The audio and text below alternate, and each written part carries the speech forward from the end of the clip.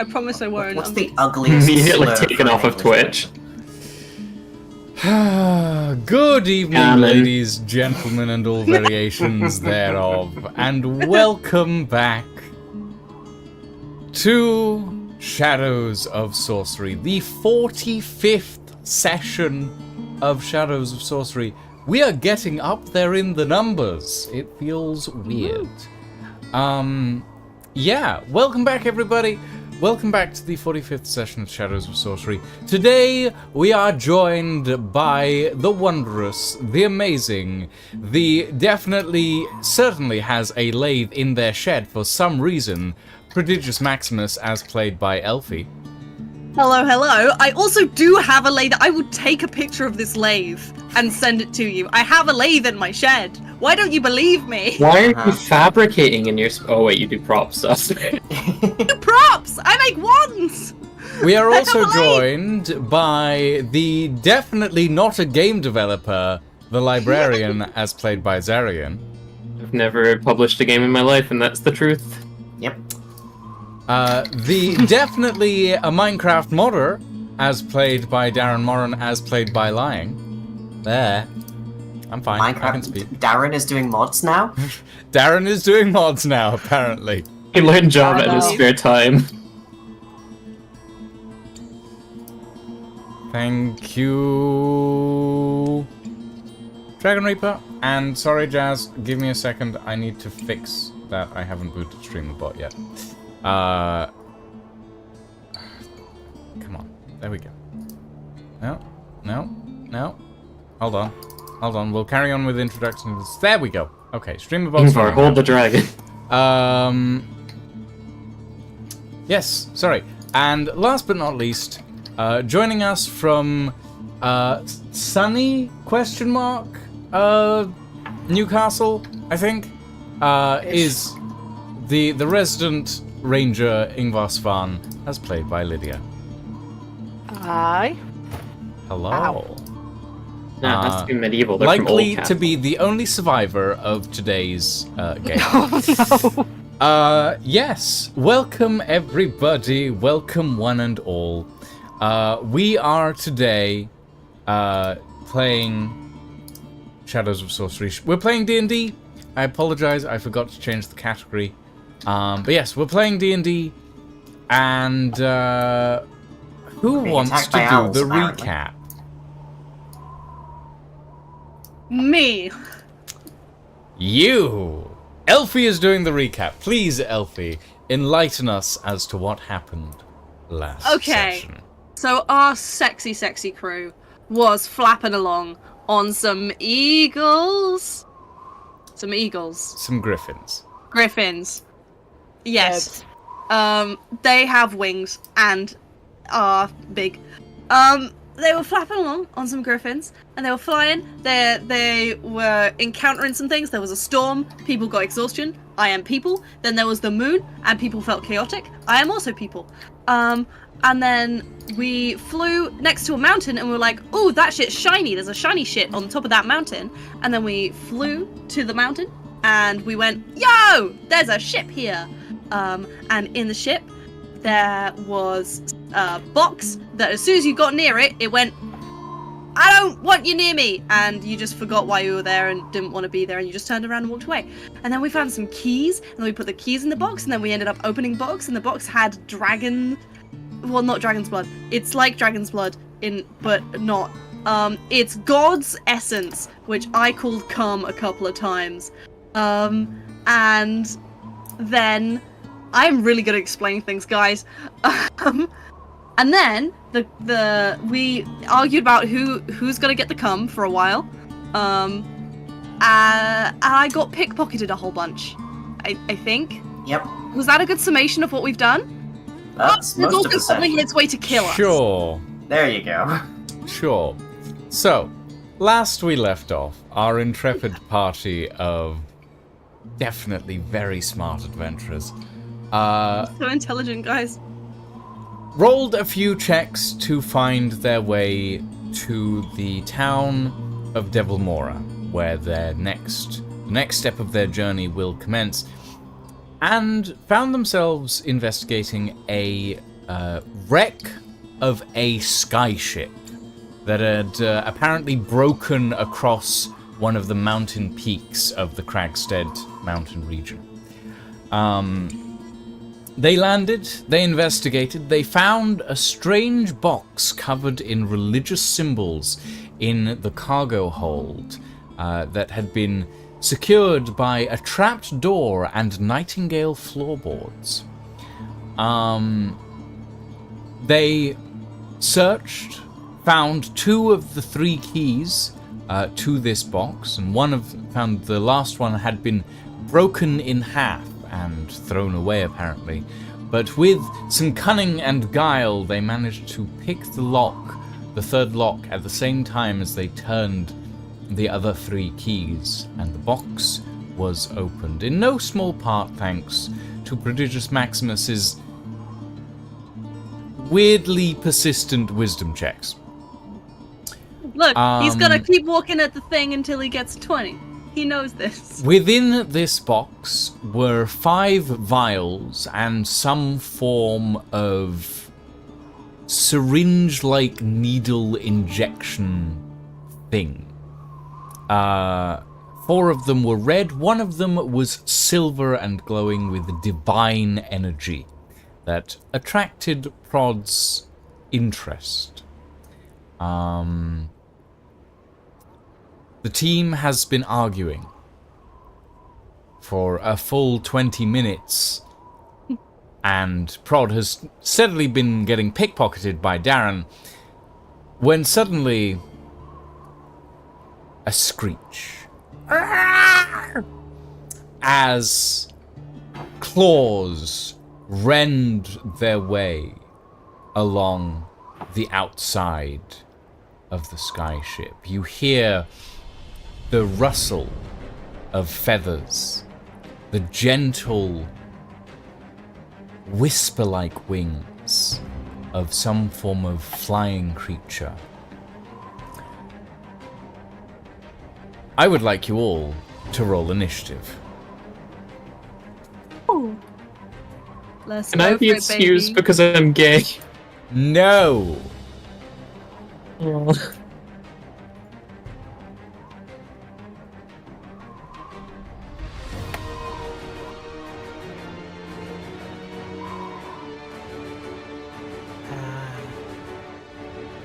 Right. I still haven't had a long rest since my last fight. Yep, me Oh, neither. I am a tank, but I'm less tanky right now. I will let you know when the time comes. Lucian. Oh no. Just realised I was muted, but Darren is actually straight. So, No, he's not. yes, he is. He actually is. They don't Not by even the have end of this gender, do they? campaign on my life. I mean, Okay, there we go. yeah, dwarves don't have gender, so it's kind of a weird one in this universe. So they'd all be gay. 22. They just have gander. Okay, so let's go through this in order of general. 25 to 20. 22. 22. 20 to 15. 15. 15. 15 to 10. 10 to 5. 7. Oh, I had 14. I forgot to say when I had 14. Oh, you I'm had so sorry. 14. Okay. So sorry. 7. And I will quickly roll for Visera.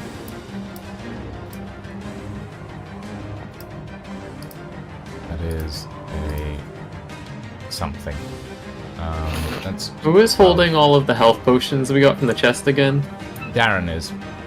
Currently, I yes. just wanted to make a note about that, because we might Health need them.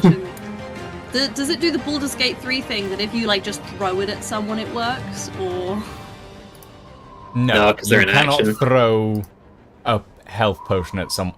If you throw a health potion at someone, I will require you to make a dexterity check to throw it, them to make a dexterity check to catch it without breaking it, and it will still require an action from both of you. So no, you cannot throw health potions at people. I think passing an item, though, is a free Yeah, passing action. an item I might be wrong. is a free action if you're right next to them. Yeah, if you're like we're 30 all right feet next away, to each other. you know. if you smashed a health potion on someone, would you? What would happen? Because the glass would cut, but the health potion would heal. Let me redirect another question at you that I feel like it will answer What your one. happens if If you you go across beat the- someone over the back of the head with a baguette, do they stop feeling hungry? No, but they become French. That's even worse. Darren, you're up first. Yes. Oh, goody. Okay. Set the scene for me. What am I looking at?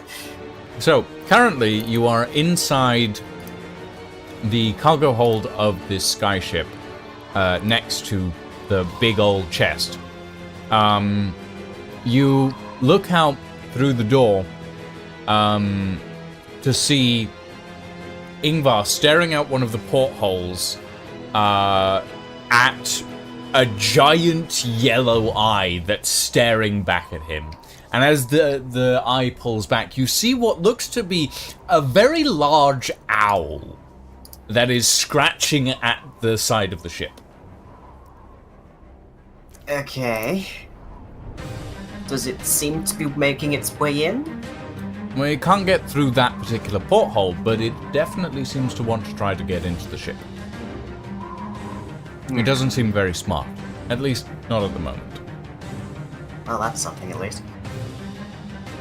It gets its GED, though. There's another story.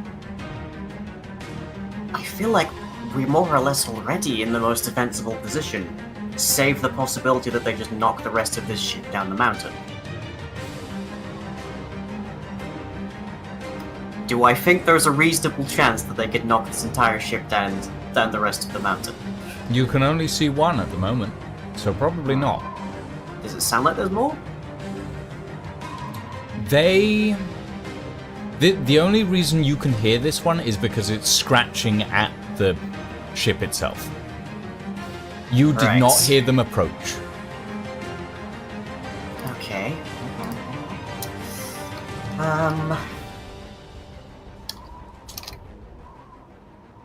Ingvar, you might want to back up. He has you, but he's kind of just frozen in place for a moment there. Yeah, also, I'm going to preemptively safely pocket the god essence. Okay, so yeah, that's pocketed and secure. Consider Good. it Priorities. pocketed and secure. Okay, so let's see, where can I move to?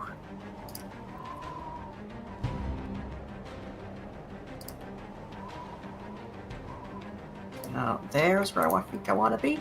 Before you move, you might want to hand a potion to Prod. A potion? Oh? Yeah, you have all the health potions that we got from Oh, the is chest. Prod still injured? It might just be a good idea to pass them around as you go, you know? Maybe. Let's see. I will use a free action, as I believe it is, to pass a potion of greater healing to Prod. Okay. Ooh, thank you very much. I'm gonna write that on my. I'm going to decrement that on mine. There we go.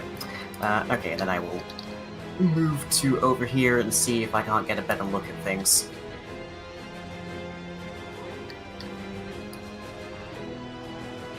So, perception to try and see if there's more than one giant owl. From your current angle, you look out the sort of broken front end of the ship that has sort of timbers and beams blocking it a little bit. You think, well, roll me a perception check, yeah. Okay. I was just going to give you some stuff for free Yup. then. Damn. Okay, that is 10 plus 1, 11. How obvious is the 14 other rocks? For a moment, you think you see the edge of a wing, and then it disappears.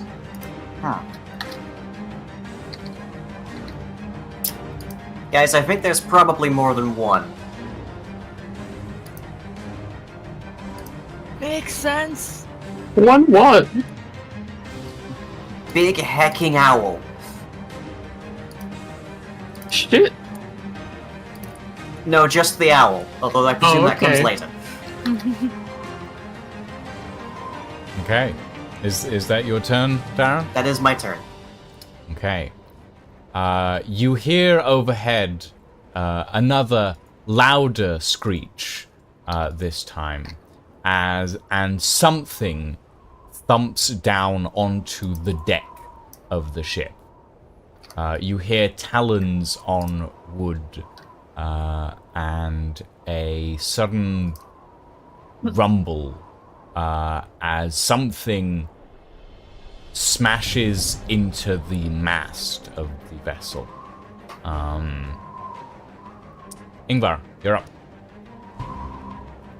Well, he's gonna, take a look out of that porthole, go nope, and just back up from the port. I'm not even moving. Back up from the porthole a little bit, maybe a little bit to the left, right, and then he's gonna summon Kazma. just as a precaution. Okie dokie. Let me... Oop. There we go. Dragon. You have a Chasma. Okay. Yay. Anything else? You have sightline on at least one of these creatures. Does he want to make it angry though? Or are they already angry? I mean, from what you can tell, and because you're a ranger, I'll give you this one for free. From what you can tell, the owls are, and they're very big owls. They're just looking for food. And they spotted warmth and brightness here. And it's very possible that they might have originated from the massive nest that is in the crow's nest of this ship. So, that's what I'll give you for free, being a ranger in this situation. Yeah, he just kind of calls out to the others. You might want to shut the chest. Light source and all. Okay. But, yeah. Anything else? Not really. Okay. Visera is going to head along this wall and go to this crossbow that is mounted to the side of the ship, and is going to use their action to attempt to open the hatch. And is going to fail miserably. I'm very sorry, Dusty. I'm not trying to. They push and push at this hatch, but it seems to be wedged shut by something on the outside. I was going to say that seems way too like clever a move for Dusty, but it failed anyways. So same diff. Okay. The fledgling is going to attempt to fly around and, let's see, it has a movement of 60 feet flying. It's going to fly over to here, and then it's going to use its action to dash, and that's...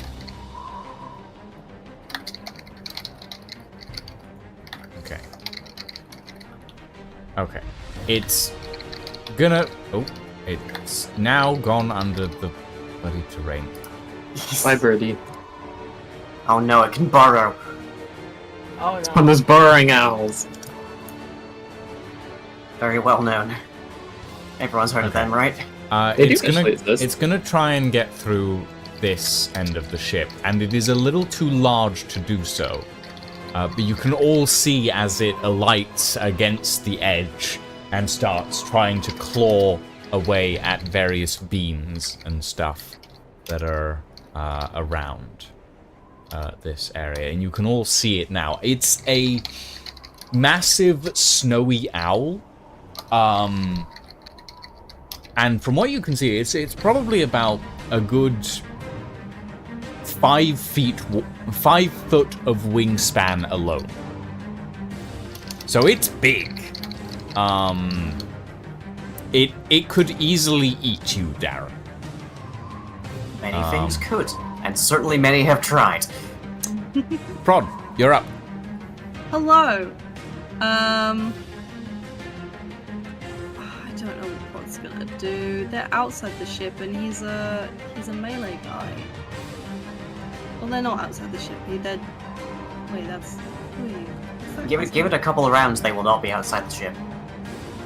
Where would be the most tactical place for me to be? Well, that's up to you. Hey, gang. Yeah. You want to point me in a direction? Left. I mean, there is a big ass steel door there. You might be able to, like, get one to swoop on you, maybe? I think there is rules for trying to attack flying enemies as a a melee fighter? Let me look that up real quick. Yeah. Because I think when they fly near you, it's like some weird shit of when they go back up, they technically leave and you get opportunity attack. Okay. I'm gonna measure just 30 feet. I think I'm gonna get on deck. Okay. Yeah. So 30 feet would get thank you. to Oh, dear. here. I'm gonna wave my arms about and go, hey! And then Okay. I think I'm gonna do a spell. You're gonna do a spell? Holy shit, the paladin is doing a spell. Oh yeah, you can do magic. I can do magic. I know, right? Okay. I think I'm gonna do. I'm going to bless. Okay. 3 creatures of my choice. And whenever you make an attack roll, or a saving throw before the spell ends, you get to roll an additional d4. So, this is a level 1. So who are you so blessing? I'm blessing my friends. Who's this? 3? 3? There are 5 technically friendly creatures in your vicinity. Oh, that's true. I will be blessing Darren and Ingvar and our delightful wizard, the librarian. Okay, and the librarian, who is not a wizard in the slightest, but that's fine. It's fine, I'm a wizard now. No. Change classes in the background again. No. You need to understand. Prod thinks you're a wizard. Prod does not understand the difference. This is He's fine. like, you read books. Okay. Anything else, Prod? Then I'm going to use my bonus action to Shield of Faith. My baby boy, Visera. Visera. Okay. Alright. Next up, the owl's turn. You all hear... Why are you doing this game? Let them fall. Let them fall. The game keeps throwing all my minis under the map for some reason. Oh no. They crave the void. What's the... I know one of you knows this. How do you teleport minis? Shift left click. Shift left click. There we go. Thank you.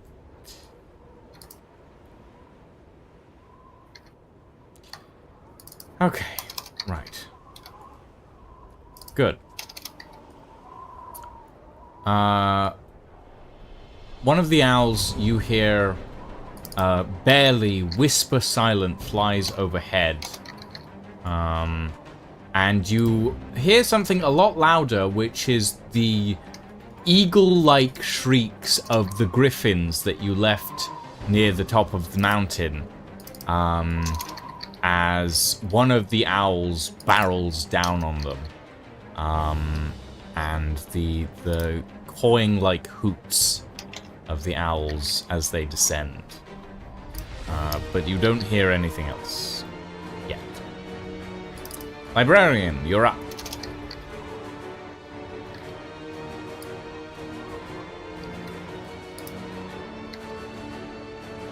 Librarian. Zarian. Uh-oh. Oh dear. They died. Sorry, Zarian my mic has- suddenly died, and I needed to replug in the USB port for it. Oh, been there. I see. Interesting. Okay. Okay. So I should have visual for this if I move up. So actually, let me measure this out. Want to be cheaty? Why does it always go to work? Back here.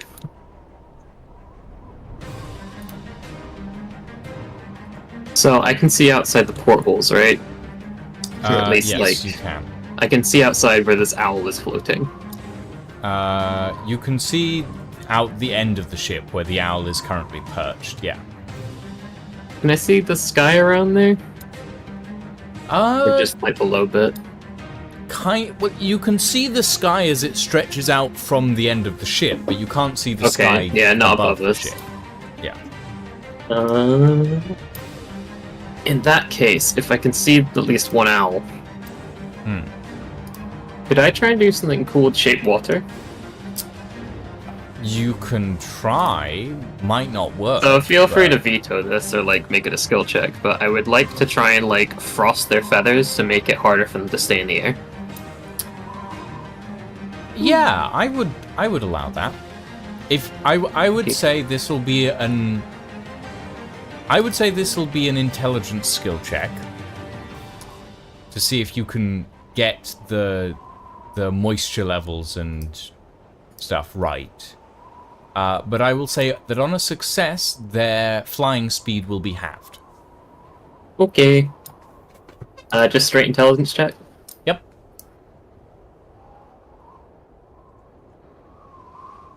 14. 14. It's on the fledgling, so yeah, I'll say that 14 will beat the DC required for this. So yeah, I will paint this one's base blue to mark Frosty. There we go. So this one is a little chilled, and its movement speed is reduced.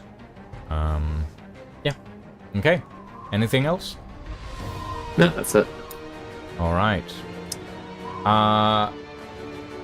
The rest of you, you all, as you're sitting underneath this situation unfolding above you as the owls descend, you all hear a sudden wet tearing sound as yowling and screaming as one of the griffins above you is apparently torn in half by something.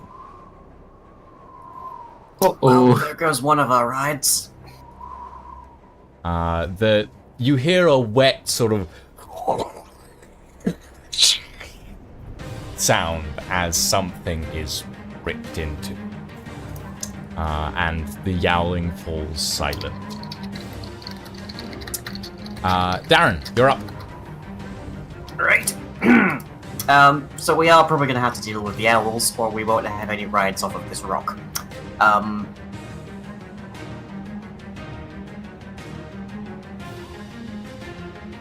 I can only see one of them, and that's going to block our way to getting to the griffins. Well, there are the stairs that go up. Yeah, I don't necessarily want to go up there, though. Okay. I'm just letting you know. I'm just making sure you knew. Because up there is the mast, and presumably there is something big and unpleasant there too. Has anybody closed the box yet? Nope. I did say it, but nobody was listening to him. You could Okay. mage hand it shut, right? Can we mage hand it shut? I mean, it's just closing it, so it's nothing like complicated, right? Let's It's up see. to you. Mage hand casting is one action, so Mm-hmm.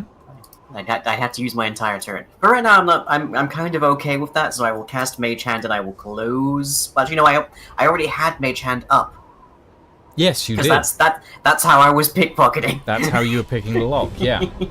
Okay, so I will like grasping motion my Mage Hand over to the box and close the lid, Okay. and I will ready in action to knife anything that comes close enough to stab. That is not one of my allies, to be very clear. Nothing gets close enough quite yet. Between here and my next turn, we'll find out, I guess. You hear thumping as something again walks across the deck. The sudden shift in relatively heavy weight You also hear, like, the creaking of ropes as some of the ropes that are securing the ship to the mountainside start to stray. Oh, hell. Ingvar, you're up.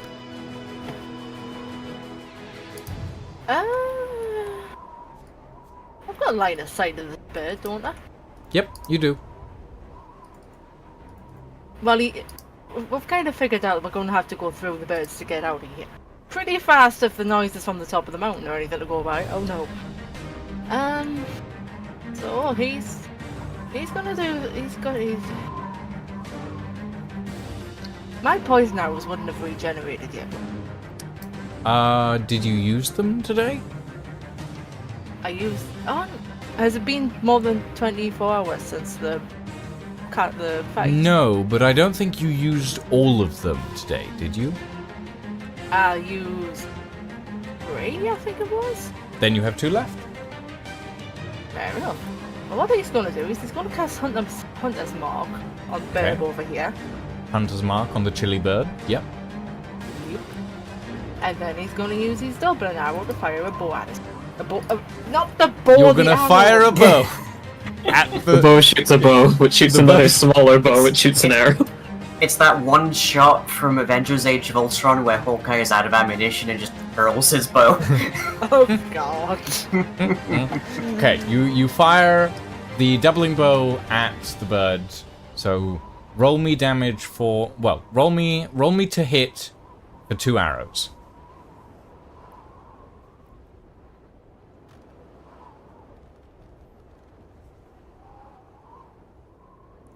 I don't think either of those are Okay. gonna hit. How like add your bonuses. Add You your get the bonuses. D4 from Prod's Bless, I think. Yes, you get the D4 from Prod's Bless on top of everything else as well. They should only have like natural armor, so it might still hit. No, what a natural armor is the problem. So that's Me. plus 5. Probably decent I dex. can never. I think it was like plus 10. We figured it out for the bits and bobs, So it's your dexterity which was plus your proficiency, which is 3, I think. Proficiency is a plus 3 5. Oh, Adventurous Code I said is plus 4. or plus 4. Okay, so proficiency plus 4. that's So that would be 9 plus the bow, which is a plus 1, so that's a 10. So yeah. So it was 10. So with that,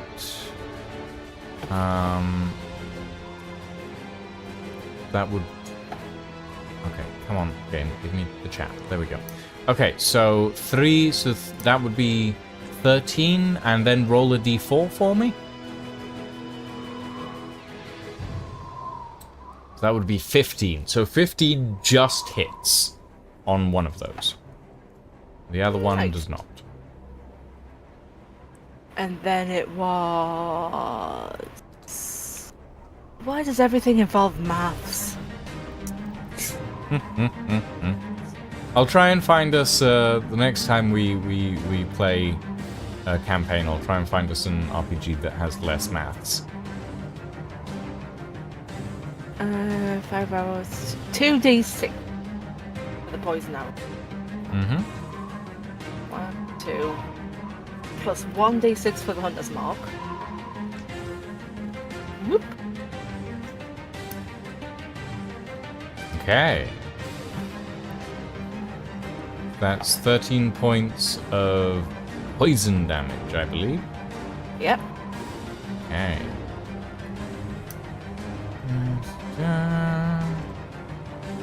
Okay. 13 points of poison damage. The arrow, one arrow flies over this creature's head, the other one sinks into its breast. You watch as it stumbles back slightly and falls out of the open end of the ship and down to the ground. You can hear a faint sizzling sound as the poison starts to seep through the arrow and into the creature. Okay. Visera is gonna very quickly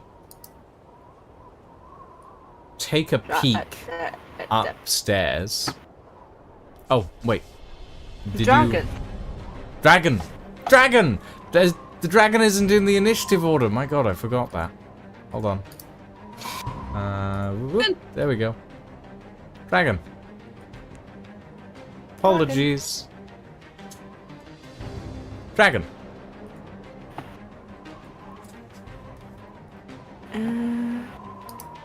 So...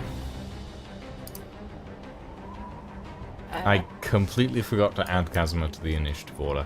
That was my fault. So Kaz has a movement speed of 4. 2. Oh, don't want to get quite close enough. But he's going to scooch over here. Fortunately, the bird has fallen out of line of sight, so there's not a lot he can do right now. Okay. So he's just going to wait his turn, I guess. Alright. Visera is going to take a look up the stairs, takes one good look and goes, there's a really big owl up there. And is going to come back down and go over here. And hold their action for something. The fledgling owl that you were shooting at is going to fly up, and deciding that it doesn't really want anything to do with you anymore, now that you've started shooting at it, is going to go for less dangerous prey. How now? Prod, you're up. Prod is going to then run up those stairs, because he's a moron. Come on, baby. Oh, I need to bloody measure it. How do you do the measuring? It's in the settings. We spoke about this last time.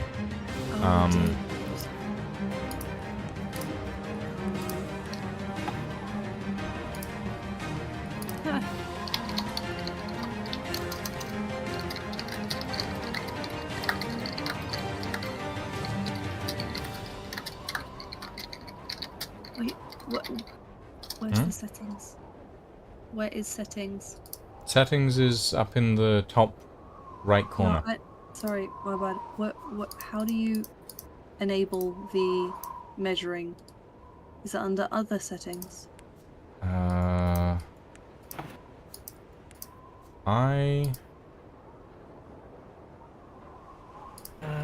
do not know.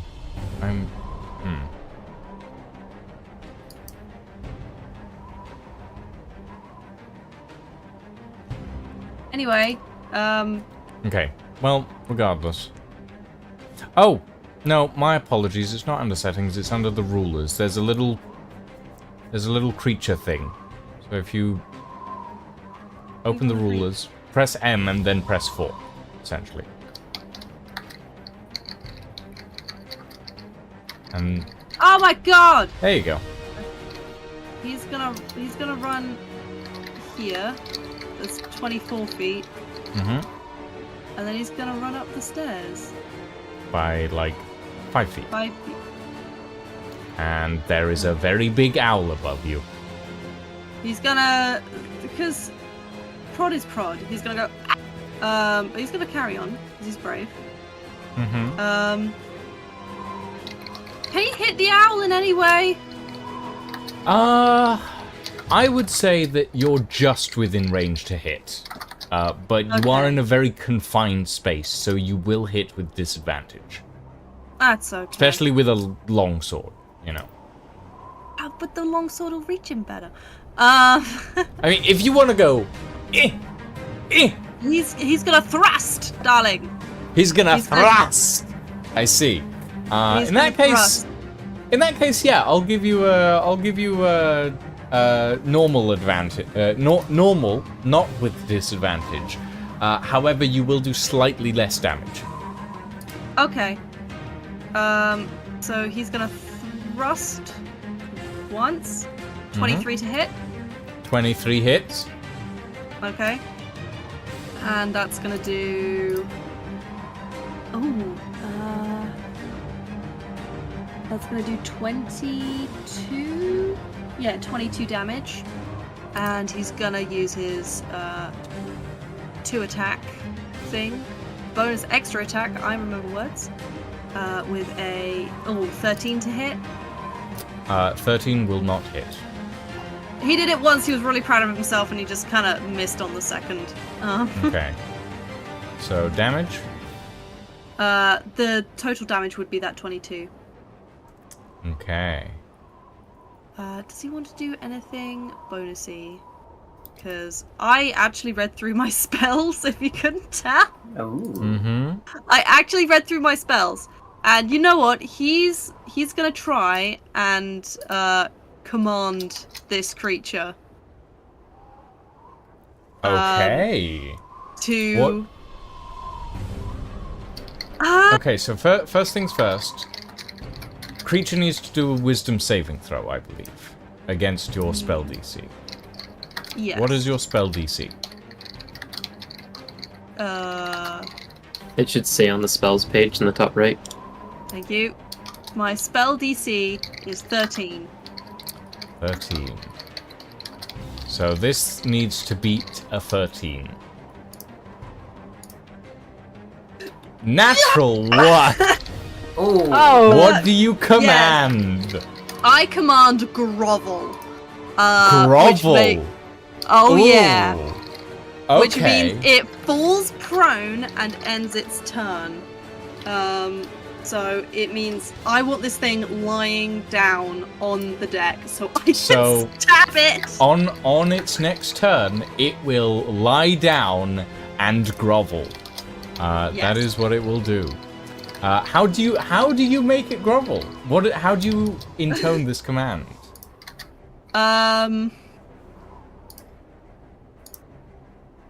This is either going to sound like Austin Powers or suddenly Prod sounds like a Dom. Never thought about Prod actually being commanding, but he's quite commanding. He looks it in the eye and goes, "I am a knight. Lie down." Yeah, okay. Okay. Anything else? I think that's everything you've got, right? He looks inward for a second and remembers he's not a knight. Okay. But he believes it in that moment, and that's what matters. You all hear in the distance the sound of talons sinking into flesh as one of the griffins is wounded by the flock of rock owls that are slowly encircling them. Librarian, you're up.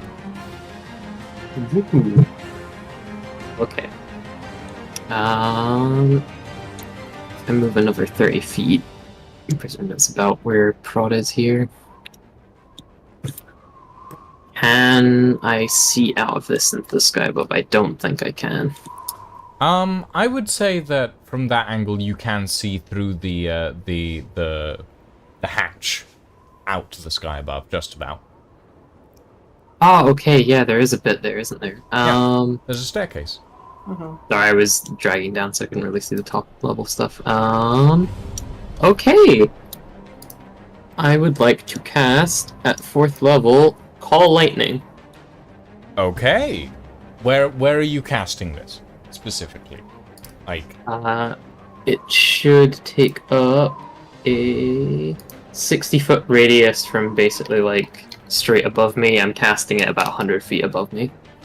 Okay. Yeah, okay. Okay, so let's see. 60-foot We can do, radius. like, a 60-foot dome from... So that would be 100 feet. Yeah, it's a cylinder, so a dome kind of. Okay. Yeah. I would say that. Yeah, that would hit. That would hit. It's a consistent spell, so Okay. it's concentration up to 10 minutes, and I can do my action for it. Yeah, they need to make a dexterity saving throw, please. All creatures within that 60 feet? I choose one, which I'm presuming I'm choosing the only one I Okay. can see, which is the one at the top of the staircase. Okay. Yep, that's fine. Dexterity saving throw, you said, right? Yep. Okay. So, that rock owl is going to fail miserably. Nice. Yeah, they have a DC 18, so that fails. Yeah, that's a +3 on their dex, so... Yeah, that's only a 10, so yeah, they Right, fail miserably. It's nice when it's the enemy that's rolling bad for once. Yeah. It is. Isn't it refreshing? I do Okay, not so they control the take dice. 4d10 damage, Alright, roll it. which is 23 damage. From this point onward, I can do that as a bonus action each turn. Okay, so 23 damage. Alright. You shout out, and a wave of lightning columns down into this creature. You smell burnt feathers, and it seems a tad... Well, it doesn't like it, that's for sure. Wait, sorry, not a bonus action, just an action. Yeah. A fool. That would be a bit overpowered if it was bonus action. A little bit. Anything else? Taking my movement, taking my action. I think I'm good, yeah. Okay. You hear above you a second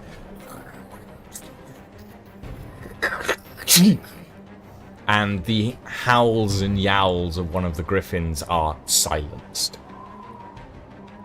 Oh no. It's gonna be a really cramped griffin ride. Darren, you're I up. think we're getting out of here. I got a dragon. Good for you. I didn't even like flying to begin with. Okay.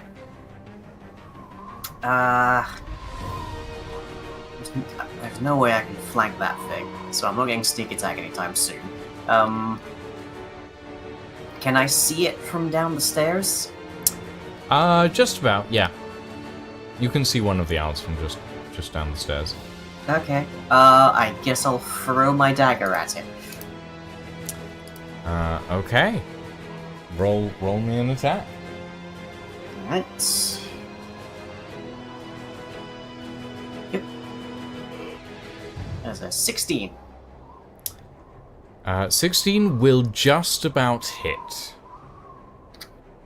Guessing I don't get sneak attack from this, because that wasn't with advantage.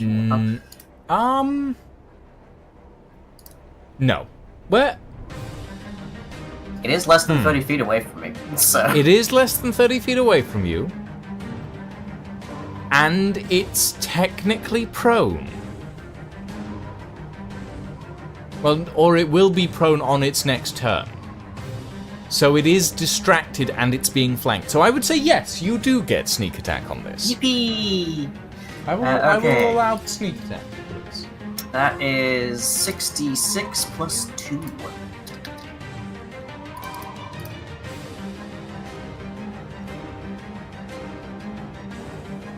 For 25 total.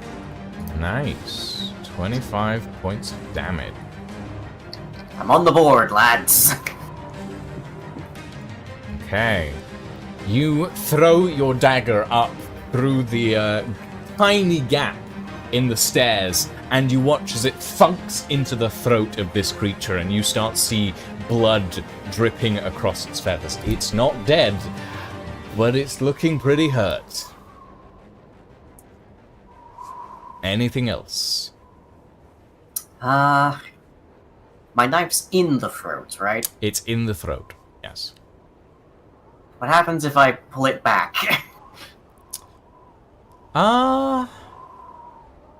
Does that count as another attack, or is that just going to be unpleasant for it? I would say it will do an additional 2d6 damage. Okay, I will yank my dagger back, because that's my only ranged weapon. Okay.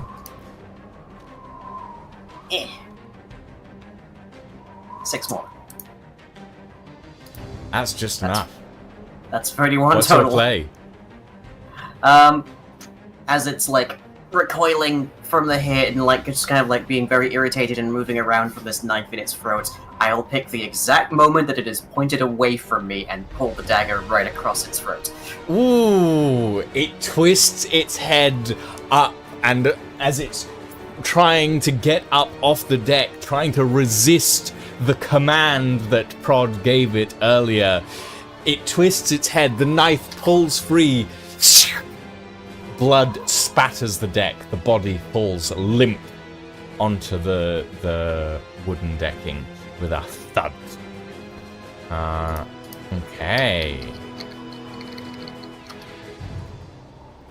That one is dead. Ingvar, you're up.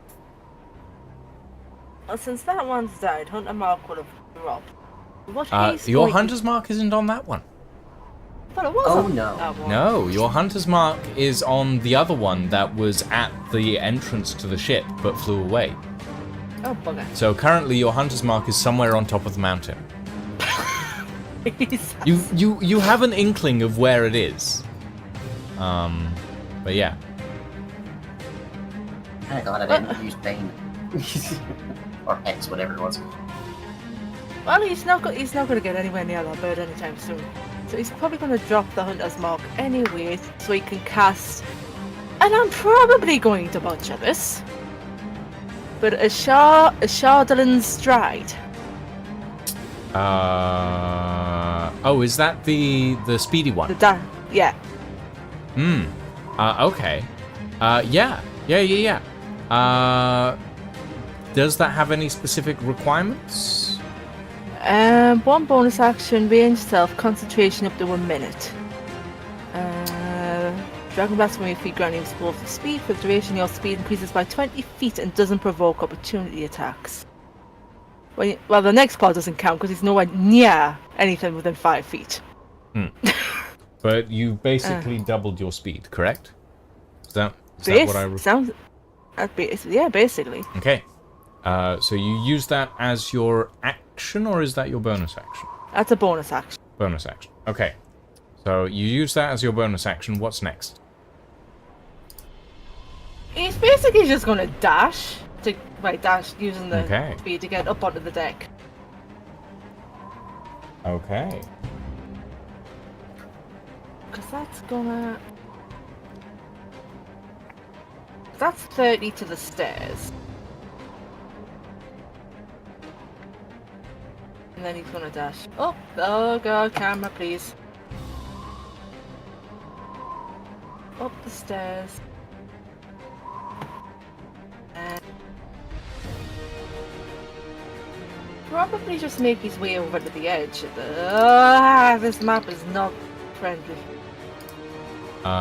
Do you want me to... Yeah, combat on a vertical slope. Yeah, pretty much. There you go. You're up. I go. And I'm going to put him about here, because that's where his speed's going to get him. Okay. So currently, all you can see is a blur of circling birds at the peak of the mountain where you all left your griffins. Apparently, the rock owls saw a tasty meal. That's 150 feet. I don't think the arrows are going to go that far. Well, they might. What's the range on your bow? I don't know, you never told us. The old one was 80. I know that much. I don't know the range on the doubling bow. Range of the doubling bow would be about 120, I think. And you have... Well, one of the owls is 70 feet away. 80 feet away. Oh, am I measuring that wrong then? Because my ruler said 150. Yeah, no. My ruler, which is correct, is 80 feet. Neat! Ow. I'm gonna hold on to the one poison arrow we've got left, and we're gonna instead go for the lightning arrows. Okay. Well, like, okay. So I need to roll 2 because doubling bow is 2 arrows. Okay, 13 so and 17. 17. So yes, 17 will hit, and that is the one with Hunter's Mark on it as well, by the way. Nice. So that's. I forgot about the extra attack in the last round. Whoops. Oh well. That's fine. It's dead it's dead anyway, so you know. Well, if I didn't roll 2. Yeah, I mean, 2 points of lightning damage is 2 points of lightning damage. Okay. Because extra. We actually have extra attack. I remember extra attack exists. Yeah, you have an extra attack. Hey, my brain.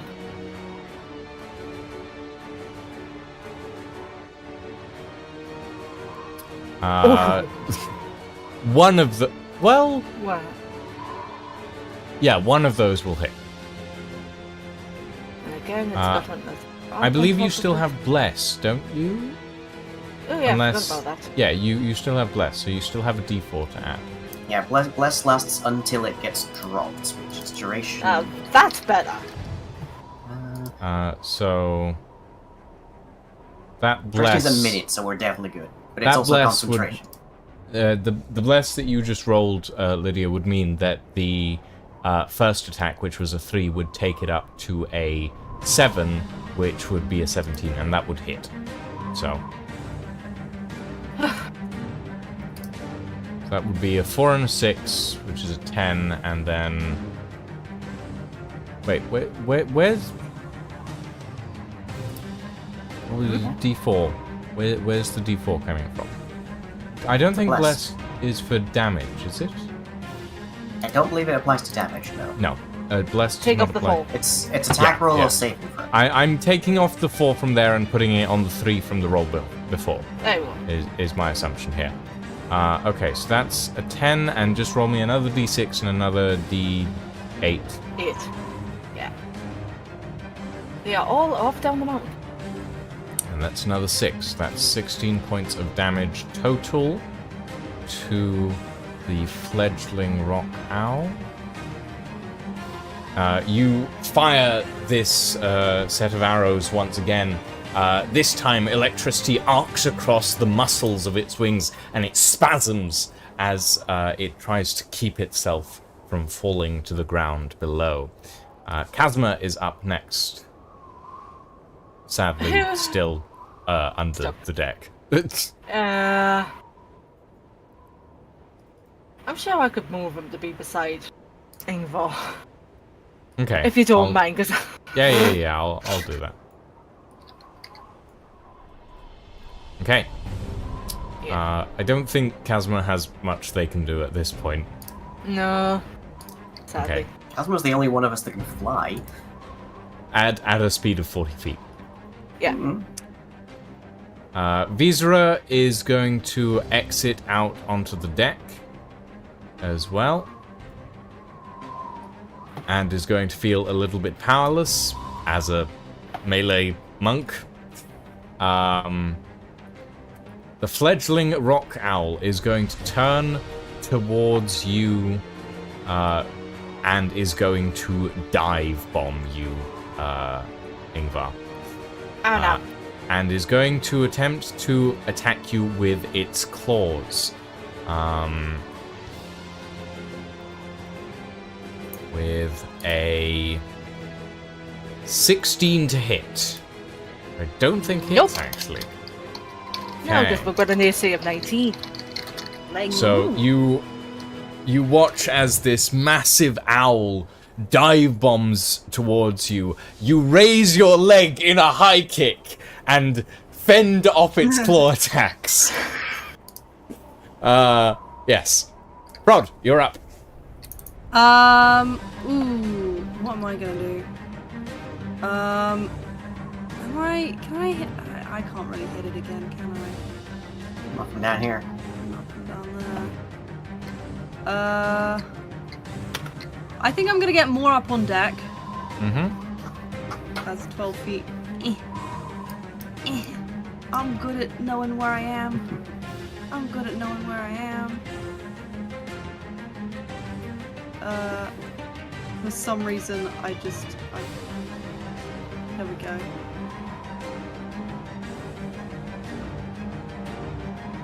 I just can't see the deck of this ship for some reason. It just is disappearing. For me. Slide the green slider. I know. Yeah. I have been. It's just. Do you have the cutaway turned on? Yes. How do you turn that off? N. M. N. N for November. Oh, that. Thank you. Okay. Okay, I'm a big. Yeah, boy, you're still partially on the stairs, so it's cutting away the floor around you. Okay. Right. That's 12 plus 13. Which is 25. I get 5 more feet of movement. I'm gonna just here. Okay, beautiful. Okay. And I think I'm gonna throw something because I think that's probably my best bet. All right.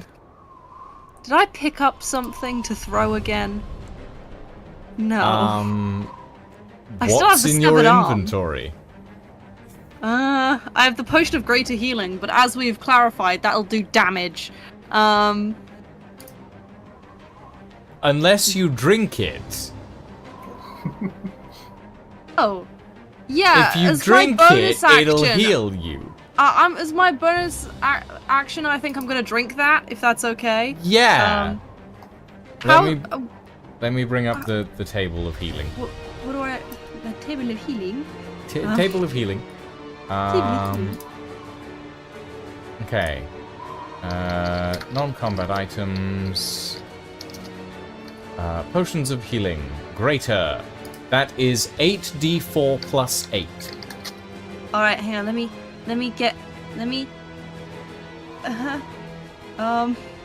Hold on. Shall I roll it for yes, you? please. Yes, my.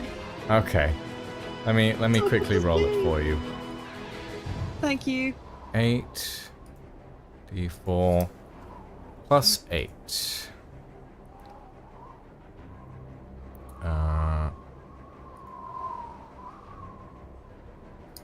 Roll. Bye-bye. Oh, Jesus. 43. You heal 40. Hold on. I rolled that wrong. You do not heal 43 hit points. I just rolled 8d8 plus 8. Oh.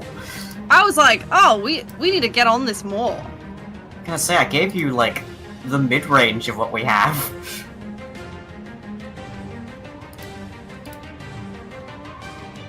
Okay, here we go. You heal 24 hit points. What's 53 plus 24? Can someone do that maths for me? 77. Thank you. There you go. Programmer. Artist. Okay. Thank you very much. Right. I want to piss off these guys as much as possible. I have one more command in me. So I think I'm gonna do a command again. And is there drop, flee, grovel, halt? You can command whatever. I will interpret as you wish to command, as it were. Okay.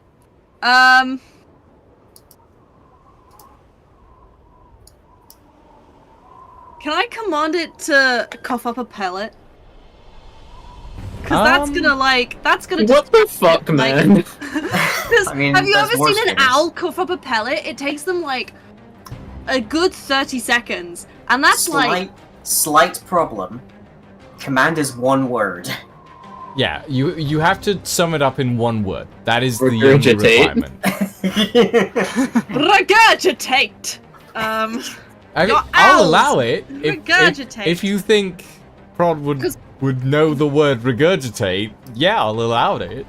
If you don't think Prod's been regurgitating for a while, then you're wrong. Well, I don't know if Prod knows the word regurgitate specifically. He probably doesn't. Okay, let's more in character. Puke. No. Please don't command word the owls to come. I know that we have some lowbrow humor on this stream, but I feel like command wording the rock owls to come is the limit for me personally. Sorry, I was just trying to think of a one-word command. Yeah, I think we're gonna do another drop or like grovel. I think is probably the best one. So we'll command them just to drop. To drop. Okay, so yeah, fair enough. Okay, I'm out of first level spell slots now. That'll take effect on the owl's next turn. I think. All right, I've done my action. I've done my bonus action. I don't think I can do any more. Oh, I should have given you aid. That's fine. I'll aid you next time.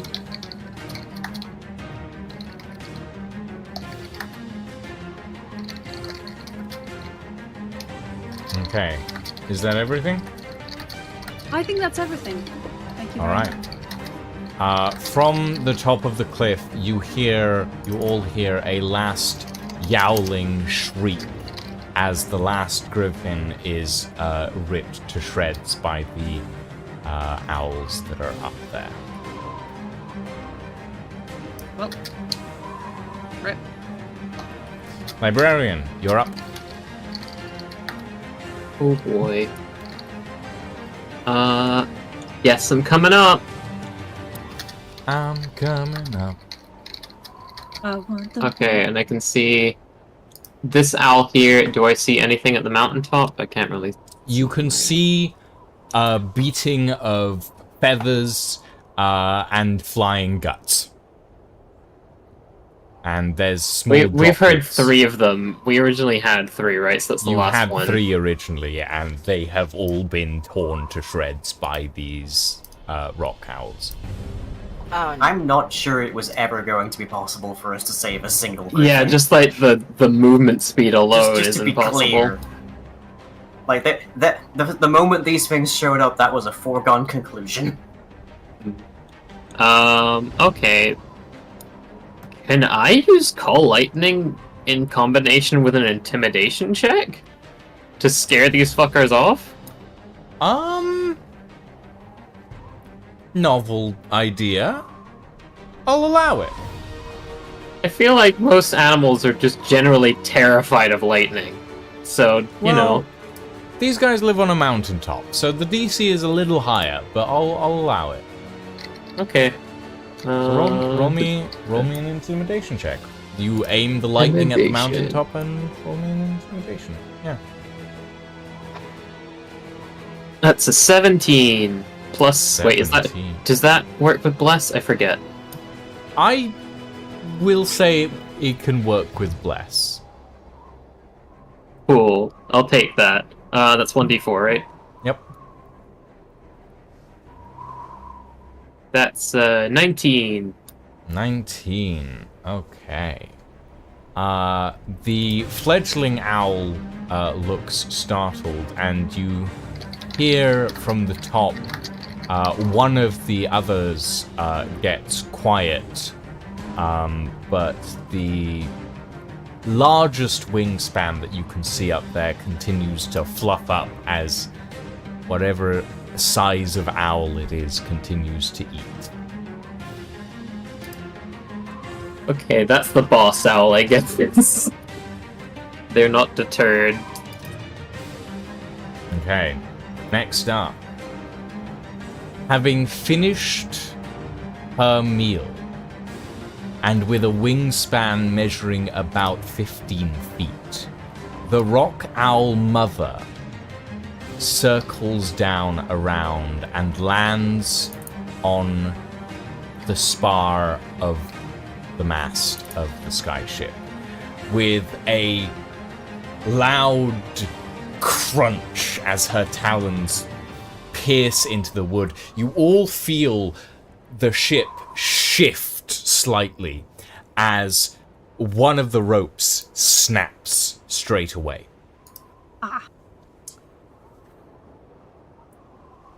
Darren, you're up.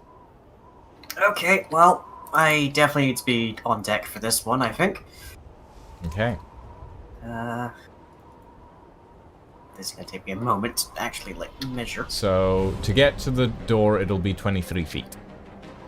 Okay, right. And then to get upstairs, it'll be... let's see, 23 feet plus 7. You'll be able to get about halfway up the stairs. It's a start. Do I dare double move? You have a view on both owls, sort of, from this angle. Because they're Yeah, both You feel in your still heart. up high, relatively. Yeah, maybe. I guess I will try and, turning dagger the smaller of the two. Okay. Roll me an attack. I will say you're within 30 feet, so you're flanking. I'll allow it. Yippee. I'll allow the sneak attack on this. Well, that's definitely more than its AC. Mm-hmm. Yeah. Yeah. Don't even need to add my bonus there. That's a 19. Mm-hmm. Okay, so that is 66 plus 2. Yep. What's your 23. play? Oh, it's dead. Oh, it's dead. I'm gonna, Every look time for- Prod uses command, you kill it before it can actually do the command. That's fine. I mean, You're being helpful. Okay, this dagger is going right under its chin. Okay. You throw the returning dagger. It slides straight into the section just under the skull between the jugular.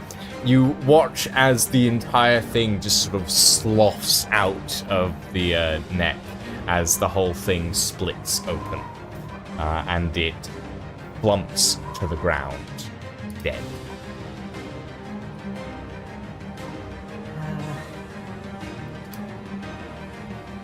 Okay, and I will bonus action retrieve my dagger. Okay. You retrieve your dagger. Ingvar, you're up.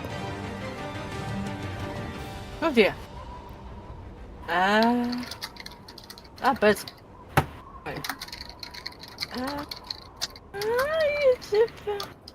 Well, you'll have heard the big one up there, land. Mm-hmm. So. Now you can see it. It's like 15 feet of wingspan. It's about the size of a large bear, essentially.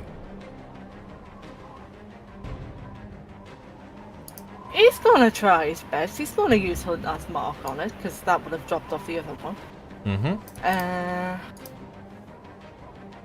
And he says, bugger it, he's gonna use the last poison arrow. Okay. Doubling arrow means 2 d20s. Oh, don't lay it up on us. Okay, so let's see, it's plus 10, so one of those hits. I'm guessing Bless will have dropped off by now.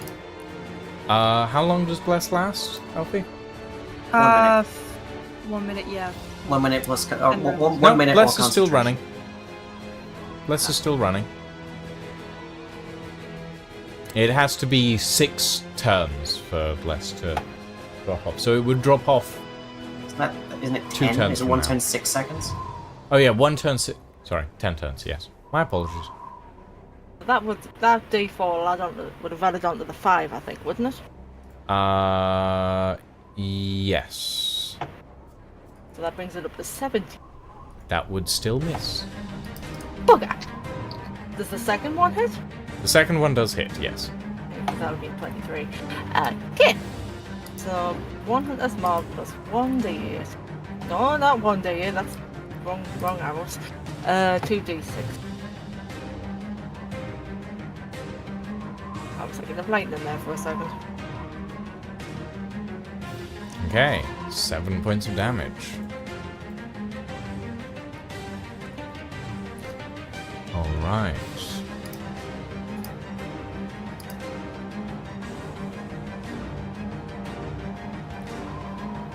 Okay, anything else? Oh, I've still got an extra attack. Yep. She'll have to be lightning arrows now because I ran out of poison. Do you have any fire arrows? Ah. It's Do fine. I have any fire? I've got one fire arrow left. Mm. Well, I'm gonna give fire a try. That'll be 2d6. Okay. I still need to hit with it. I haven't rolled just. Whoop! I feel. Woohoo! Both of those will hit. Nice.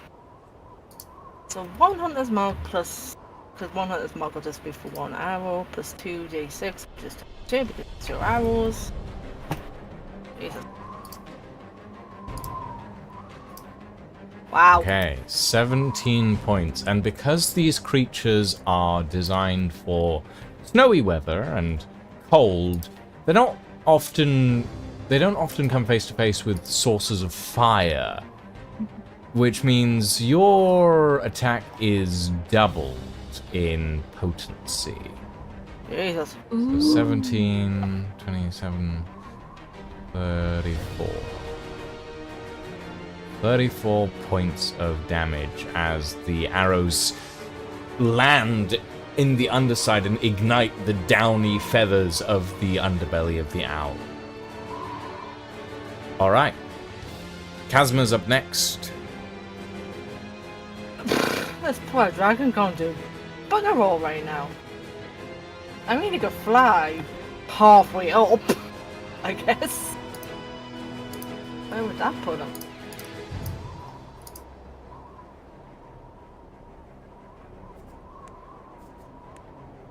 That's 60. Oof. I suppose if he moved, say, up the stairs. So the spar where the owl is about 60 feet away. Yeah. Yeah, I'm gonna move Kazuma just up the stairs a little bit because that will get it there. A little bit cool.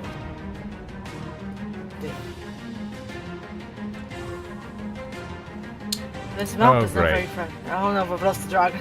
Very Dragon has... unergonomic map. No, this is just Tailspire being weird, actually. Specific to this map, though. I'll get it back eventually.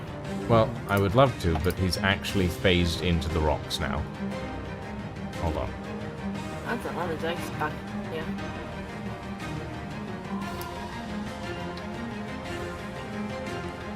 Maybe What just did you worth do whenever we wasting drop it. into the ocean?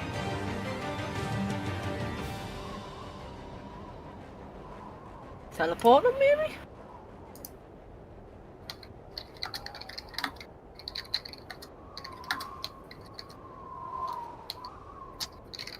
I mean, I would love to, but sadly I can't actually get to him. Huh. He's... Hold on. Oh no. There we go. He was quite literally buried in a wall. Right. Ugh. Okay. Dragon. Stick him at the top of the There we go. stairs. I'll do. Yeah. Wonderful. Okay. Visera is up next, and they're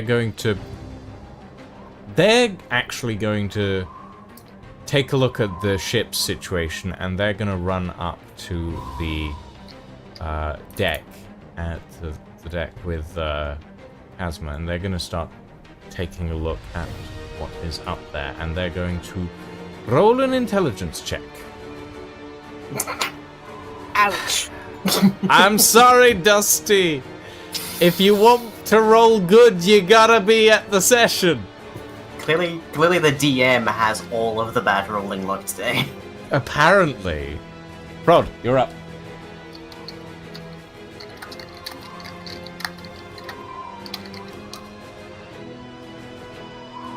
Oh, Elfie is gone. Right. Oh? Elfie is AFK. Ah. Oh. Elfie needs to piss. I see. We'll come back to Elfie's turn. Librarian. I mean, we you're are up. halfway through the session, so we could just take it. No, no. There's Oh no, Elfie. Elfie's back. Never mind. There's that 6 Came back eyebrows. just in time for your turn. Thank you. I really needed to piss. That's fine. You're good. Okay. Fuck. So there's no big flappy thing in sight. So Prod can't really Other do shit. than the biggest flappy thing, in fact. Oh, yeah, that there's big a flappy bear-sized owl on the mast, but I it's see like I see it. 60 feet up. What is the range of my Oh, and command also the spell? ship seems to slowly be destabilizing. Okay, so the range of my command spell is 60 feet, and I can do it at level 2. Okay. And I can affect one additional creature, but that... Yeah, I can't really do anything about that. Let's just shout, Oi! Get at it! Go? Is that the command that you're... Or No. flee in this instance? Is the command No, you're it's... thinking of? It's come! No! But as in, get over here! Oh, I see. Okay. So, come here. In The owl misunderstands and somehow Approach. ejaculates. Approach. Yeah, okay. Approach! Sure. Let's see if this owl But don't manages to land! resist. This owl rolls a 1. This owl will approach. It will come. Come! This is the best day of my life. Anything else, Prod? Knowing that the ship around you is slowly destabilizing from the rock that it is on. Oh, I might climb onto the rock that it's on. Is that allowed? I mean, you can jump off the ship if you'd like. Yeah, The rest of your party is still on the ship. Right, then I will grab... Where's Visera? Oh, they're Visera up there. is up on the is up near the ship's wheel, trying to see if they can stabilize the ship somehow. They rolled a 2 on Right. their intelligence check. Oh, for God's sake. Stabilize the ship at the wheel. It's a static ship at the wheel. Oh, honey. Right. So a spell is an action. And is throw a bonus action? Is to throw something a bonus action? No, that's an action, I believe. No, it's an action. Right. I don't have my list of bonus actions that I normally have. You Okay. can jump as a bonus action. That does not help me in this particular situation, but thank you. Okay. I am going to then run all the way up here as far as I can. 30 feet to Basically the top of the stairs, yeah. basically the top of the stairs, yelling at people to get off the fucking boat. And to ready their weapons, I think. Okay. Next up, the juvenile rock owl has finished feasting and is going to follow the mother's lead and is going to perch on the crow's nest here. How much I of would... their fly speed do they have still? Uh, The juvenile should be halved, right? Because I frosted that boy. that one's dead. Oh, there were 2 juveniles. Okay. You frosted the fledgling. And the fledgling's dead Okay. now. You misunderstood my terms. That juvenile is going to land on the ship as well. I would like one of you to roll me a d6. On a 1 or a 2, the ship wrenches free from the moorings. On a 3 or a 4, it maintains its current stability level. On a 5 or a 6, it restabilizes as the weight shifts. Who wants to roll a d6? I like making mistakes. I've I'll rolled roll a the lot d6. of d6s so far tonight. So who's rolling? I'll roll it. The 1d6. librarian rolls. Got it. We got a 5. Pretty good. Okay. The ship rocks on its moorings as the owl lands, but the balance of weight is distributed slightly better, and the tensions on the ropes are eased a little bit, restabilizing the ship a tiny amount. Librarian, you're up. Woohoo! I want to ice this juvenile owl Okay. with Call Lightning. With- So it needs to make a dex save. Okay.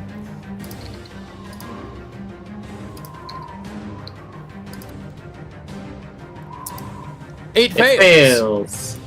Okay, roll. Roll. Was it 4d10? Let me double check that. That doesn't sound quite right.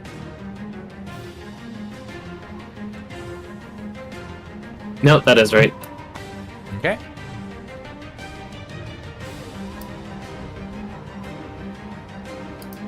They take 17 damage. 17 points of damage. All right.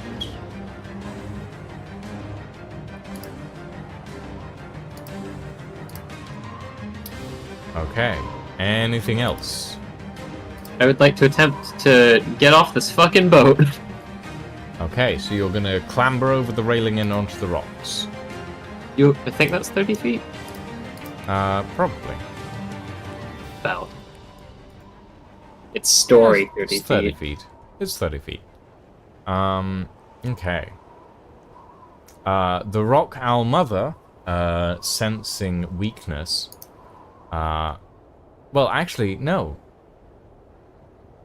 We've killed basically her entire family it's- so far. It's gonna approach. It's gonna approach because It has to. Prod requested it to approach. So it is going to fly down to you, Prod. And Get end over its here. turn. Bitch. So a giant rock owl is has landed on the stairs behind you. Yes. Yeah. Darren, you're up. Come to me, child. Roll animal handling. We need another mount. Mother, I'd like to stab.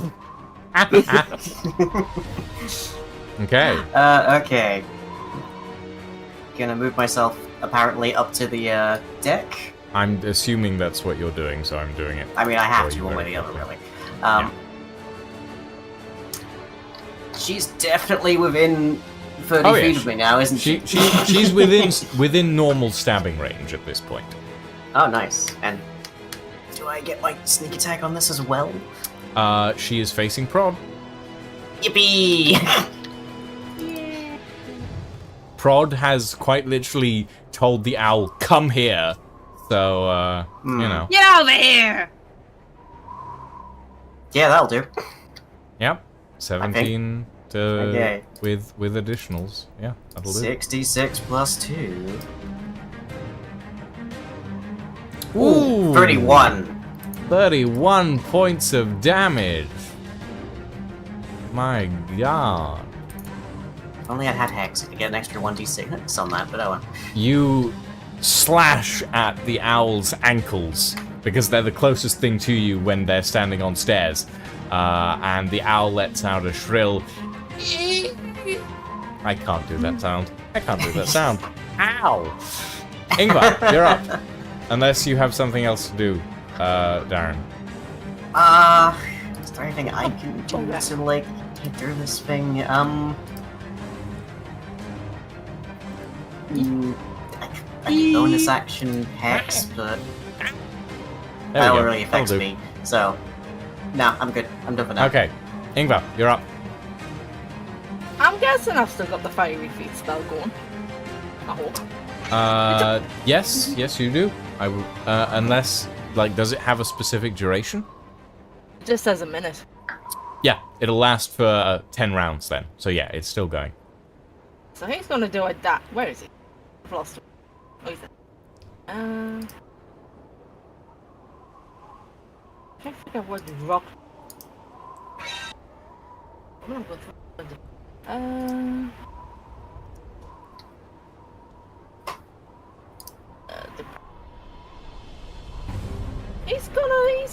He's gonna try. Do I need to roll like?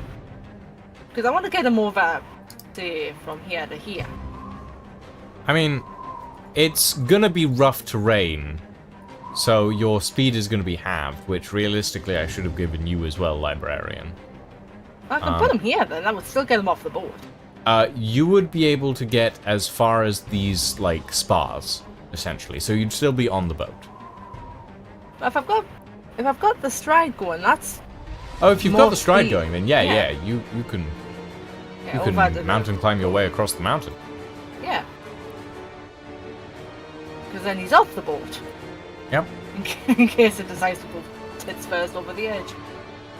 Well, it has stabilized now. Yeah, but for how long? That's my question. Well, I'm out of fire arrows, sadly. So back to lightning, I guess. So what?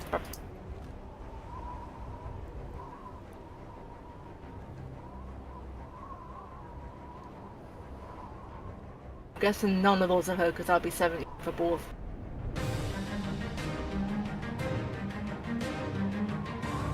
Okay, well.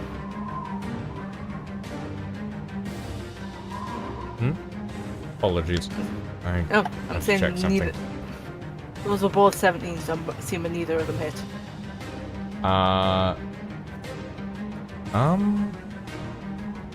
7 plus 10. Yeah, no, neither of those will hit. Okay.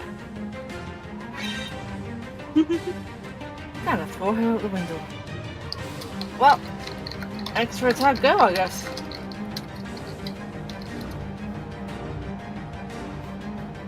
Second one will hit. The 13 will hit.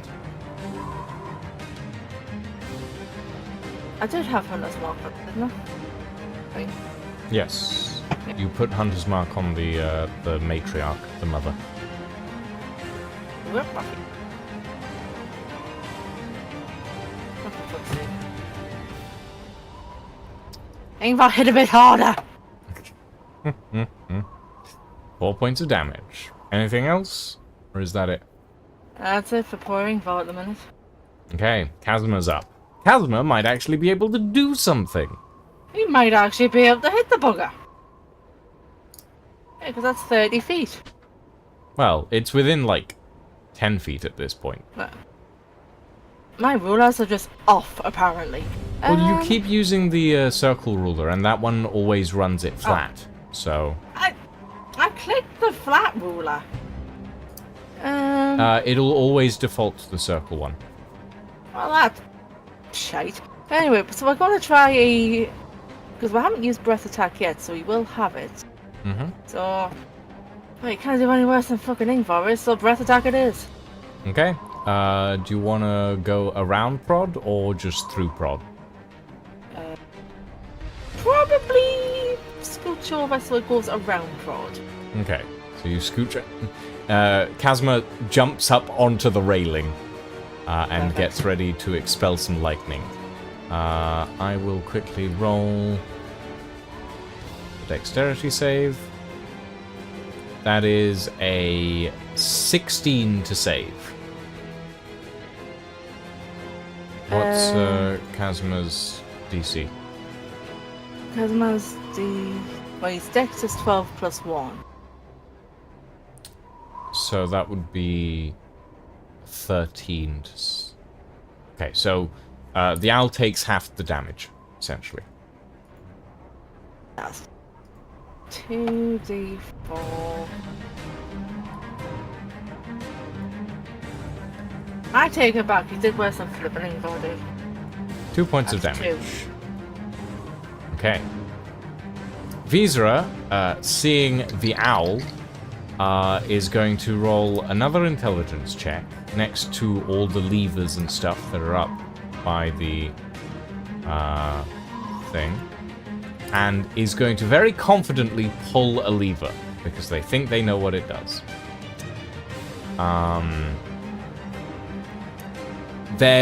You all hear a loud whining noise as one of the arcane gravitational engines starts spooling up at the back of the ship.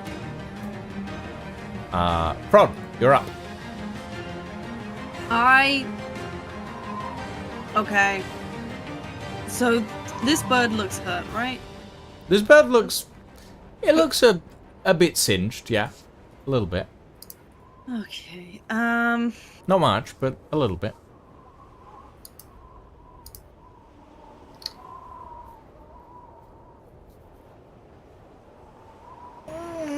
I think if Visa was here, I could ask them if the thing that I want to do is a good idea, but it's probably not, so I'm not going to do that.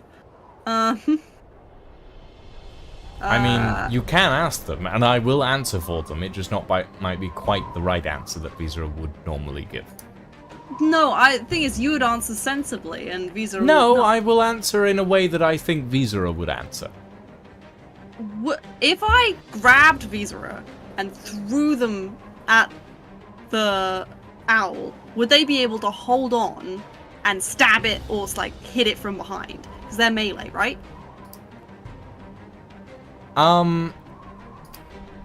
Yes. They would very much be up for it. That's what I mean. But also, they wouldn't be able to do anything until their next turn. Yeah, true. So and they by would that grab time- it, and then there would be a whole turn before they'd be able to do anything. Yeah. So instead, I think, can I hit it from here? Yeah, it's on the stairs. You can hit it. Yeah. Okay, so I think I'm gonna just hit him twice. Hit him twice. Unless I should use my command to keep him here.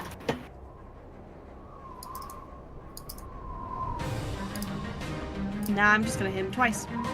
Okay. A 15 to hit? Probably not. 15 hit? 15, like 15 flat? Yeah. No, that does not hit. Try again on my second attack. 19. Does a 19 hit? 19 barely hits. Okay, but it does hit. So that would be 3d6. That is 18 damage. And... Yeah, this rock is trans. This rock owl is trans. Oh no, we're committing a hate crime. Oh no. Hate crime is when bad things happen to the LGBT people, right? Yes. They attacked us first. Yeah, they hate crime us first. Technically, they hate crime the griffins first. Well, the griffins Then are they went technically after our you. property, therefore it's an assault on private property. Exactly. Like here, Technically, the griffins didn't belong to you. Shh. Semantics. Let me just quickly look at something, sorry. Ooh. Could I, before I do that, okay, so it's a bonus action. Could I, before I hit him, done a branding smite upon myself? Because that is a bonus action, and then that would have given me a bit more of my. It would add an extra 2d6 radiant damage. Sure, I'll allow it since you haven't rolled the damage yet. Oh, I did. I rolled the damage. Oh, if you rolled the damage, then no. Okay. Nope, sorry. Never mind. Next turn, maybe. I can invoke it now because it lasts for a minute anyway. So Well, yeah. I'll use one of my second level spells to do that. To give Okay, myself so branding smite. what was the damage? The damage was 18. 18. Okay. 18 points of damage. Looking a little hurt. The Rock Owl Juvenile is going to drop down from behind everything and is going to go for Visera.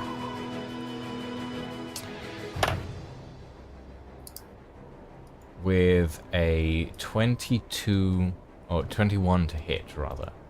I think that hits. Yes, it does. And they are going to do 10 points of slashing damage as they dive down with their claws. Reduction of 10 points. Okay. Librarian, you're up. Okay. Look at the juvenile going for Visera, and I'm like, nope. Lightning. Lightning. Okay. Roll me damage. Oh wait, is it within 5 feet of Visera? Yes, it is. Oh wait, no, sorry, that doesn't actually matter because I can put it like technically 5 feet next and it still hits. I forgot about that. Okay, I hit the juvenile. Hit the juvenile. Okay. Needs to roll dexterity check. Yep.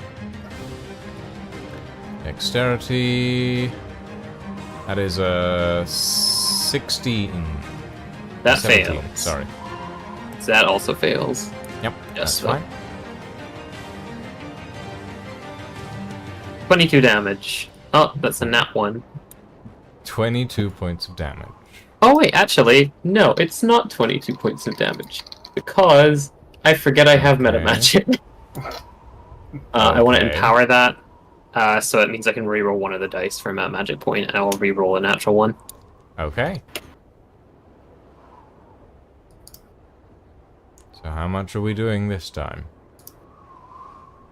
That is 21 plus 9, 30. 30 points of damage. Okay. Not bad. The owl's looking a little singed. Actually, a lot singed at this point. Very lightning-y. Now it is the Rock Owl Mother's turn, who, shaking off the command, is gonna go for the one thing that is right in front of her. And that's you, Prod. Yeah. And she is going to attempt to feed. Prod's into it. Which is a +7 to that. So that is a 19 to hit. Ooh, that's a haha! No! Get wrecked! Oh? No! My armor class is 20. Oh. You got an amulet, didn't you? I got Yeah. a fucking amulet. Ooh, that was close then. You watch as the mother owl attempts to eat you and swallow you whole. Look, I'm a big boy. You can't fit me all in your mouth. Many people have tried. Lift your arms up and you halt it. You keep it from going to town on your armored body. Okay. Darren, you're up. Stabby, I guess. Stabby, you guess? Stabby, the Stabby, mother. you try. Do it. Is it still distracted? It's still distracted. You still have sneak attack. Oh. I think at least. 18. Yeah, Yep, 18 will do. hits. Good, good. I will quickly bonus action hex it. Mm-hmm. So that is 66 for just the knife with sneak attack, plus an extra 1d6 necrotic damage. Okay. So 76 plus 2. Roll it. Yep.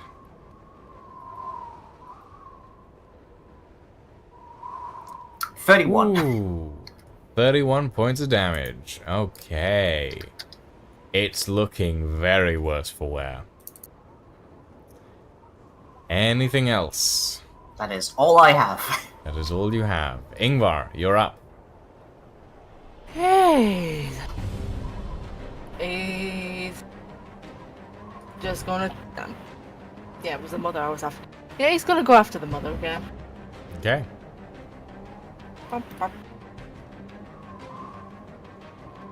Maybe if I throw them a bit higher, they might grant me better rolls. Yeah. Both of those will hit. Woo! What am I? I'm using lightning 1D. How many lightning arrows do you have left? According to the Adventurer's Codex, which is where I keep holding my inventory, I've got 7 in here. Okay. 1, 2. 1. Oh. I need that.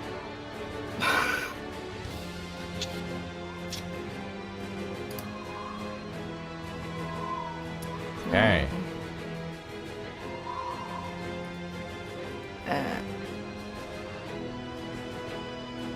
And then we've got the extra attack. Mm-hmm. That's 11 points of damage.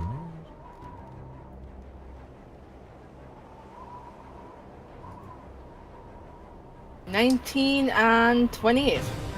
Both of those will hit. One of them barely, but both of them will hit. Good morning, Rob. Oh, they went into the ocean. Also, I think you missed a d6 for Huh? both of those rolls. Because it's 1d6 per arrow plus 1d8 per arrow. I thought it was just 1D. You want us to roll another couple of D6s then? Roll me 2 more d6s, yeah. I just thought it was 1 per double bow. Arrow. Okay. So, yeah. What's your play? Right in the chest, right in wherever, even In fairness, right to you're wherever the firing heart at is. it from behind at the moment. Right in the arse then. Right in the asshole. Sure. Why Shoot it not? in the asshole. As the owl flaps and stomps and tries to devour Prod, you line up 4 arrows in quick succession, all of them thump, thump, thump, thump, right through the cloaca. In through one end, out the other side. You watch Prod as arrows sprout through its chest and shudder and thump into the stairs by your feet. You watch as the owl lurches to the side, keels over, and falls off the edge of the ship, wedging itself between the rocks and the ship itself. You hear a crack as its neck snaps on the rocks below. Oh my.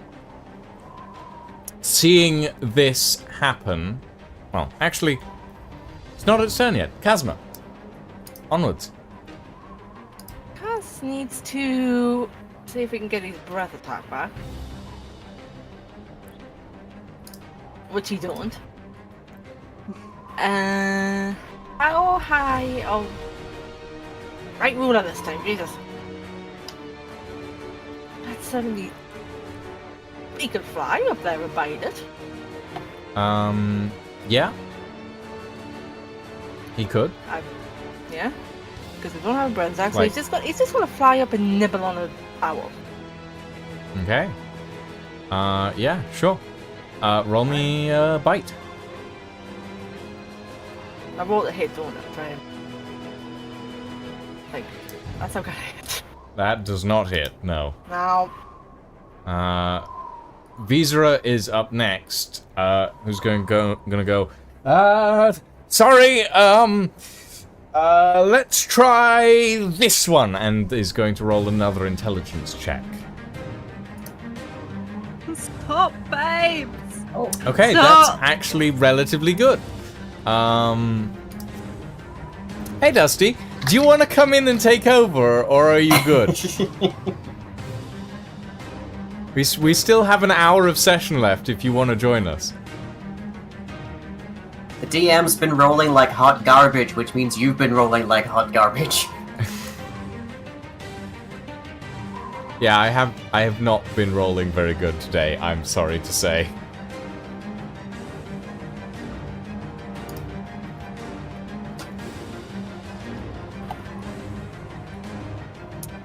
Okay. Anyway, I need to quickly bring up Vizra's character sheet.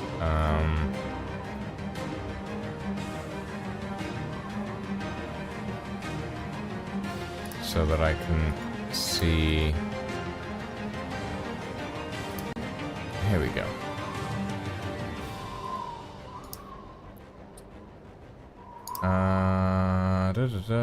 They have an intelligence score of 0, so that is a straight 14. Okay. They gently push a lever, and you all feel... you all actually watch as one of the sails of the ship slowly starts to unfurl. Not enough to do anything yet, but they're slowly starting to understand the mechanics of the skyship mid-combat. Prod, you're up. He's gonna take a whack at it again. Wait, no, it's gone. You're welcome to join us, Dusty. Where'd it go?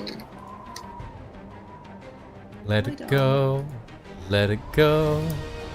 Can't hold it back anymore. What? Where's where's that last juvenile? Oh, I see it. Oh, it's It is literally right there. behind you. Yep. I just needed to look around. Okay, don't mind me. I'm just an idiot.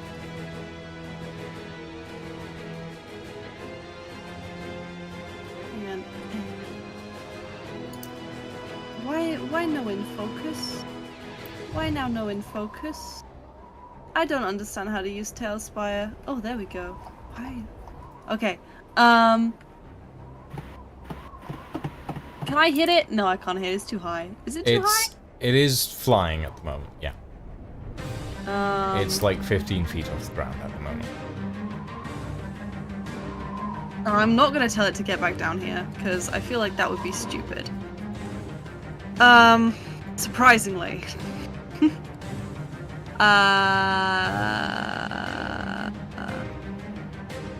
Could I? Oh, no, it's a weapon attack. I don't know. Hang on. Let me just see magic weapon. No.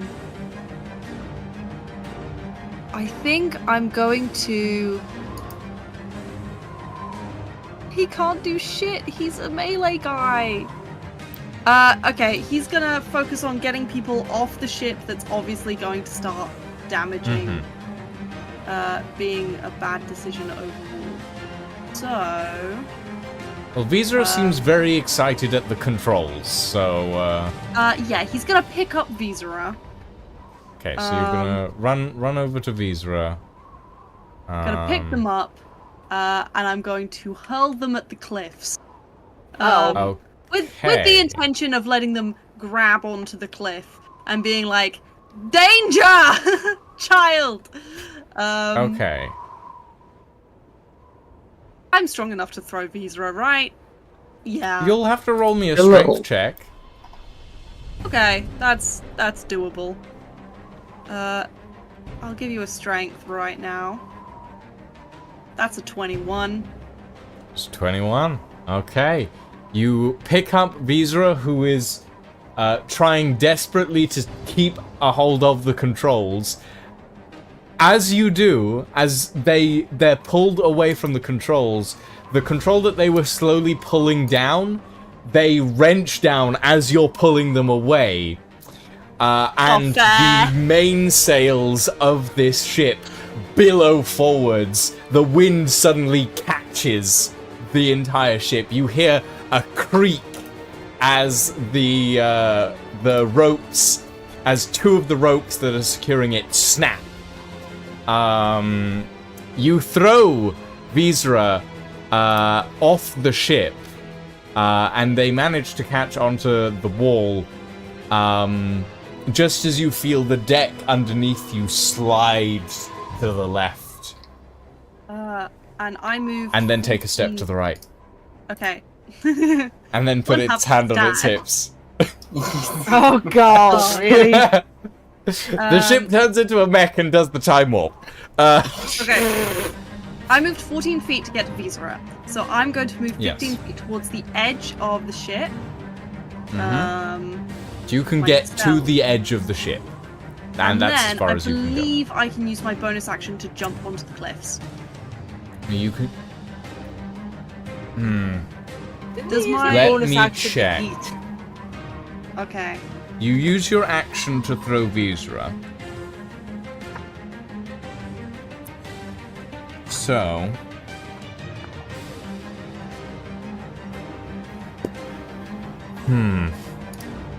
I'm not sure. Let me check. I mean, it works in Baldur's Gate 3. Yeah, well, we don't use Baldur's Gate rules here. Yeah, I know. If we did, there would be a lot more on-screen sex. And that is... I'm severely disappointed, guys. That was not. Why are that people was just not in my suddenly- content sheet.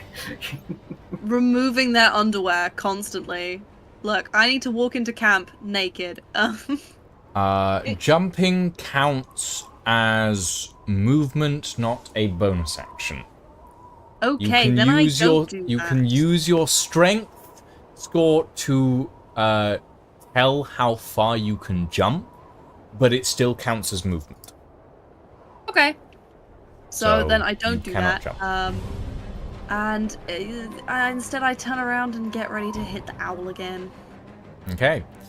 The owl, seeing its mother and all of its brothers dead, is going to do the only sensible thing that a well-fed owl can do in this situation, and it is going to flee.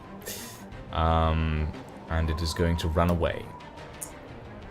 And it does. Unless you have anything to say about that, librarian. It goes approximately... Hold on, let me actually get its... Okay. It is... That there we is go. still within range. It is 60 feet away from you, ish. I use my free action to ponder life and death within the animal kingdom. And then I cast Call Lightning on this motherfucker because he ate our griffins. Okay. He ate our griffins. Okay. Please do a dex check. That is a 17. That fails by 1. Okay. Roll me damage. $21. What's your play? Ooh. I get to kill something. I think they're gonna think about the times they had with their molting griffin, that though they despised me, I genuinely did love him a little bit. I was thinking about maybe curing his molting with the lotus. And then I'm filled with rage seeing this fucker devour our friends and then fly off like nothing happened. And I call forth a crackle of energy and I strike down in the base of its spine. You watch as this summoning of energy cracks down out of the sky straight into the back of this owl. You watch its wings span out and spasm for a moment. It hangs there in the air for a second before its lifeless body starts to fall. You watch as sparks and flames start to char its corpse as it drops from the sky. It is very, very dead. Okay. We're not out of initiative yet. Because Librarian, Prod, and Uh-oh. Chasma... no, not Chasma's- Librarian, actually. Prod and Darren and Chasma are all still on board the ship. And the ship has started to move off. Now, there is a choice here. You can either A, keep yourselves on the ship and attempt to fly it to safety, or B, strand yourselves on the mountain and have to find a way down. Neither of these is a very good option. However, we shall discuss this after the break. So yeah, we're going to take a 5-minute break, everybody. Dusty, if you want to join us, if you have time and energy to do so, please. Because, you know, Rest up it's if always fun necessary. to sail half a flying ship across the sky with your party. Yeah, we're going to take a 5-minute break. Grab some drinks, grab some snacks. Go take a bio break if you have not already. And we'll be back in a Alright. moment.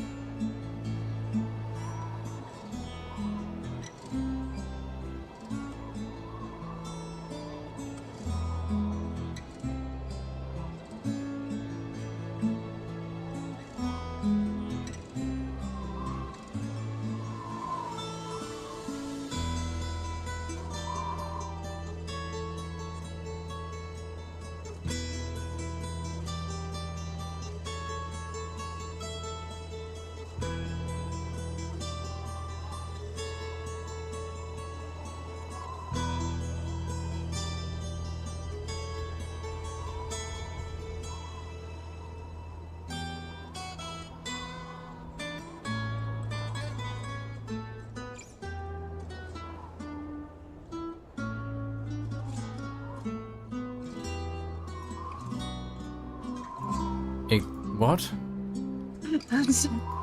No, sorry, never mind. Uh-huh. Anyway, ladies, gentlemen, we're back. It's time. It's time for the times. It's time for the times. Yeah. Welcome back, Dusty. Drama music incoming. Okay. So, you guys have a choice now. You guys have a choice. You can either attempt to pilot a broken skyship off this mountain, or you can brave the treacherous cold and freezing snow to maybe get down the mountain in mostly one piece, which you have no idea how long it'll take you or where you'll end up. Well, also, Oh boy. the same goes for the ship, but also the ship may guarantee death, you know? Yeah. I will say, the ship is moving already. It's slowly been snapping its ropes after Prod's and Visera's little stunt. Stunt! These are held onto the ship that's fine. Grumble, grumble, grumble. And both Darren and Prod are on the ship, while Ingvar, the librarian, and Visera are clinging to the mountainside right now. Kazma is also on the ship. Kazma is also on the ship, yes. Yeah, but Kazuma's a dragon, he can just Yeah, fly okay. off the ship. Good for Kazuma. I'm just saying. I will say, Visera, you've been slowly doing intelligence checks and examining the ship. You're relatively confident you know how to fly it. Yeah. Confident doesn't mean correct. Yeah. Yeah. That's basically what I've been doing in your place. Is I've been helping Visera figure out how to fly the ship. Awesome. So it's up to you guys. But I will say, you only have about 25 seconds to make that decision. I mean, Real time. Oh, I'm gonna try and fly it. Let's fly Let me it. on. You're gonna try and fly Fly it? Let me in. Okay. Visera, you jump down onto the ship after Prod throws you off it, and you barrel for the controls. Seeing this librarian, you said fly it? I said fly it. You jump back on board. How about you, Ingvar? Can I jump on the dragon instead? You could, yeah. I mean, the dragon's on the ship though, so. Fuck it, jump on the ship. Jump on the We're ship. balling. Okay. All right. I am so close to like achieving my life goals here that I really, really don't want to die. But I'll Okay. definitely die if I'm alone in the freezing cold. So, Well, you're already I'm on the staying. ship, so you I'm- don't yeah, have a choice. I know. Okay. Die The alone or ship, die with friends. Your choice. the ship Don't die quick. crunches as the Oh. bottom slides over the rocks. The sails billow out. Visera, you can already feel that the ship is listing slightly. Something is off. Roll me an intelligence check. Oh god.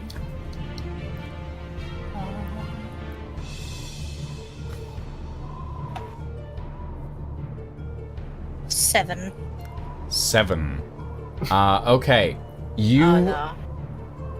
you have a sense for these things, which is why and you have a sense of how these systems work because you've spent a few times rolling for these sorts of checks. You pull on a heavy-looking lever next to you, and you feel the entire ship rise. It's still listing. You haven't corrected that problem, but you feel the ship rise off the rocky mountainside. The last of the ropes snap, and you're floating, and you're going forward. You feel the ship pull away from the mountainside as the wind fills the sails.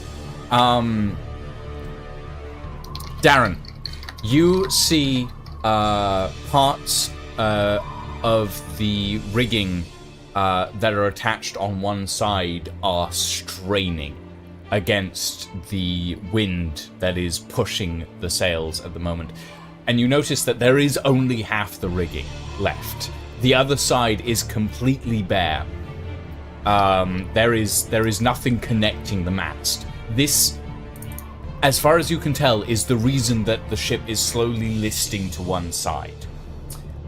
You and Ingvar and the librarian are down on the main deck. You have control of those systems. What do you do? This is not even remotely my area of expertise. No, it's not. In real life or in game. Mm-hmm.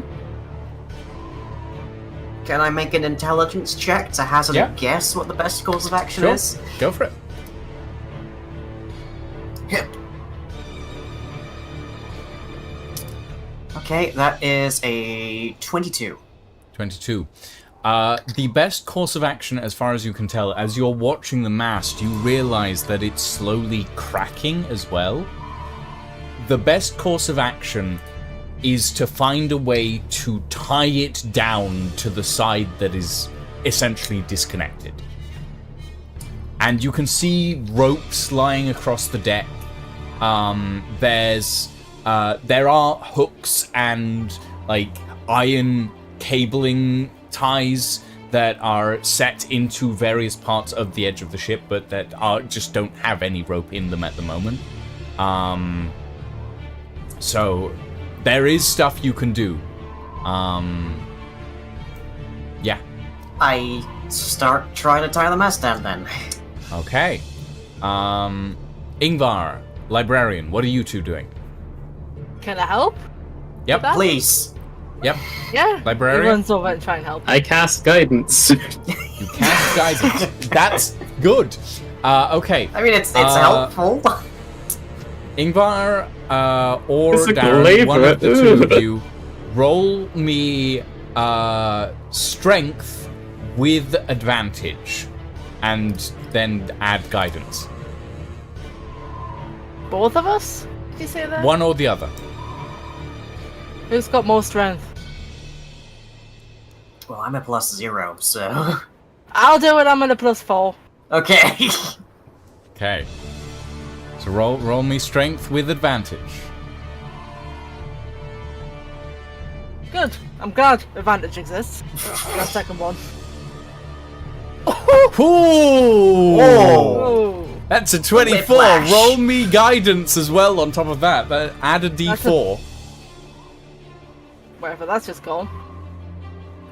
That's a 28. Nice. Holy Nice. shit. Jesus. I am so glad it was you. Ingvar, you have a background in engineering, and while it may not be skyship engineering, you know how to stop a tunnel from collapsing. You can see the same principles can apply here. You throw a set of ropes to Darren and point up the mast. Darren, you climb the rigging up the mast. You watch as it creaks backwards, but you manage to wrap the top of the rope around the edge of the mast.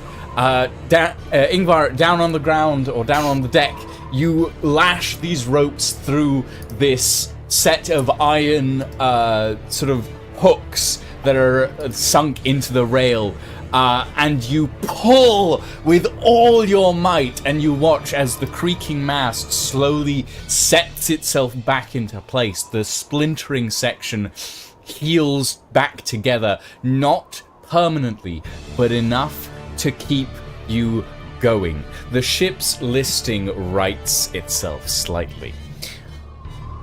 Prod, you and Visera are on the top deck. What are you doing? Prod's gonna hold. Or okay, so Visera, you Hi. Okay. First, he's gonna ask, "Do I need to cut any ropes?" Visera, roll me an intelligence check. You got a Bosch. 2. 2. Say what you will.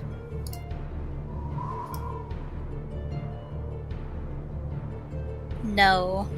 No. Okay. Sure. No, Okay. it's fine. There are technically no wrong answers here. So, There totally are. so what I'm gonna do then is I'm gonna go. Okay. And he's gonna go behind Visera. Mm-hmm. Is that you, Visera? Visera is at the wheel. Yeah. Okay. He's gonna go behind Visera. Come on, little buddy. Why can't I grab you? Thank you. And he's gonna, with one hand, hold on to some like spare rope or something that's nearby that looks like it's attached to something, and with the other hand, hold on to Visera. Okay. To make sure the small So- little dude Aw. doesn't fly away. As as the ship leaves the mountainside, Visera, you notice two things. First, as Ingvar and the others work together, you watch the mast right itself. You feel the wind stop pushing down to the right, and the list stops, and you actually start traveling forward. The other thing you notice is that as hard as you try, the ship is consistently going in a downwards tilt forward. Uh-oh. And you realize that the reason for this is because all of the arcane gravitational devices that are keeping this ship aloft, they're all at the back. So you need to find a way to stop this list from becoming a vertical tilt. How do you want to do this? Can we just move the arcane stuff? So you know from brief exploration that the arcane stuff is bolted onto the outside of the underside of the ship.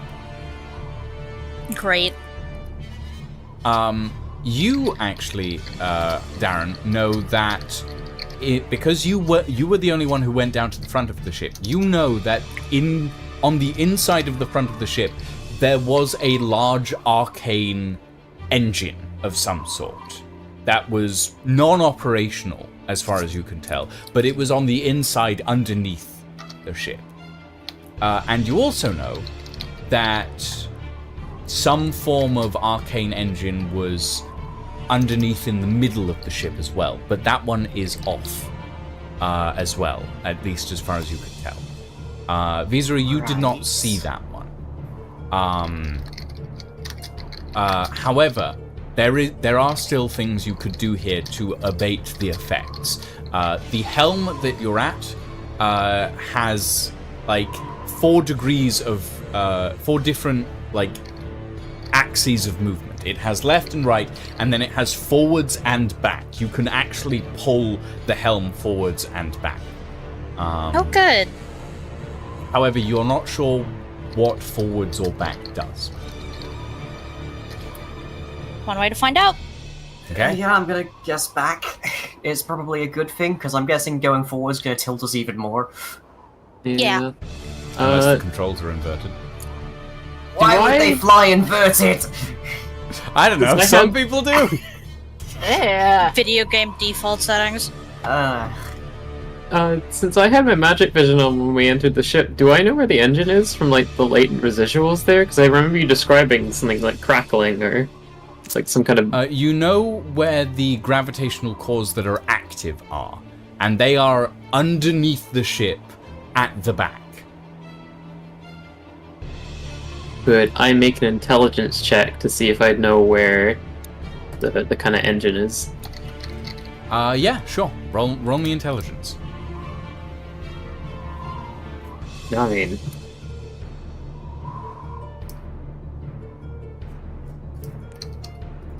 Nine.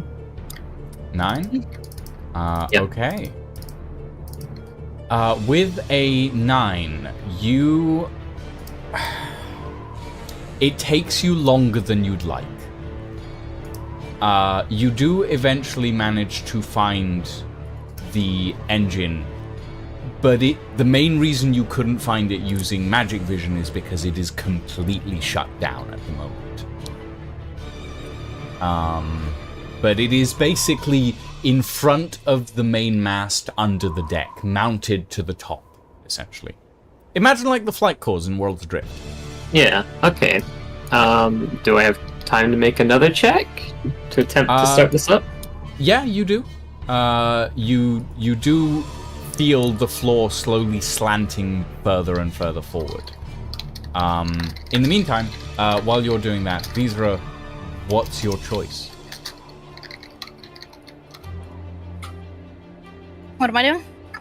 Are you pushing it forward or are you pushing it back? Back. Back. Okay.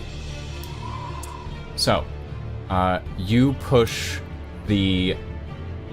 You pull the large sort of system of pulleys and winches that comprise the ship's helm backwards.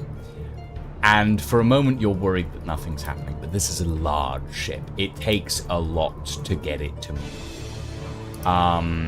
With a creaking groan, you feel the whole ship begin to tilt upwards, slowly but surely.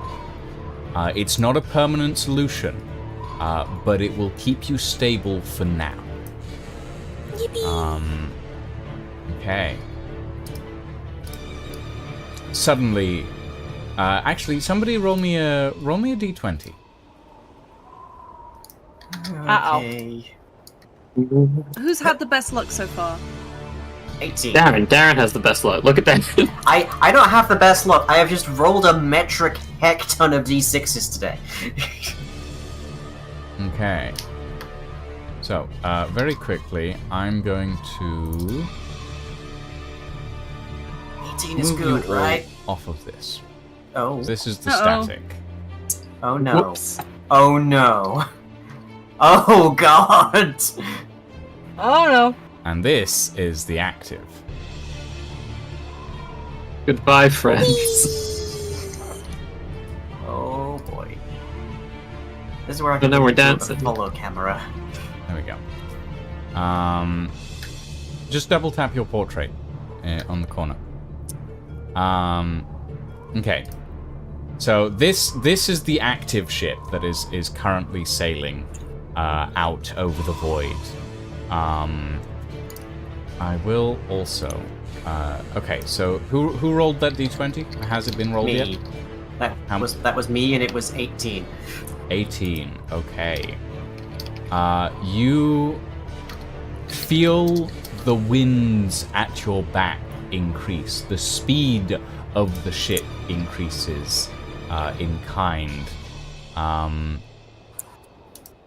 You are pleasantly surprised to see that the clouds before you are parting. And the ship's slowly but surely making its way out of the cloud bank itself. Okay, let me quickly... There we go. Now you guys have a sail. Yay! Okay. So, you feel the wind increase, and you feel yourselves burst through the clouds. Your height is slowly decreasing, but that's a good thing. You watch as you go through the clouds. You look over the side. You see far, far below you the expanse of the plains past the Cragstead Mountains. You also see in the distance what looks to be a town of some sort that's set into tiers across the mountain's edge. That appears to be, from the description you were given, Devilmora. It is approximately 20-ish miles away, from what you can tell, and you are currently going in the wrong direction. If it's Awesome. close to us, let's try and crash away from the city. They might We not can appreciate walk that. 20 miles. Okay. So, Could I try and make that check against the Yep. engine, please? Yep. Give me an This intelligence also check. involves something else that I would Or like an to Arcana reestablish. check. Could I use my Tinkerer's tools, which are made for fixing machines? I would allow you to take advantage for using those, yes. I would like to use Divergent Persona. Okay. Alright. So as I'm in front of this engine, something calls back to me, like I've done this before. Okay. And if anyone was in the room, they would see, or I guess I am kind of visible, you'd see the librarian's appearance vastly changes suddenly. They are no longer like this hologram, bluish, white-haired, meek person, but they gain this stocky build and this red faux hawk as they start tinkering away at this engine. Ooh, interesting. You, librarian, you feel familiarity wash over you as you start tinkering away at this engine, getting into the arcane core that is at the heart of this system. The magical enchantments that are around the outside Some of them are scratched and worn, but you know these symbols, you know the codes, and you are sitting at a workbench.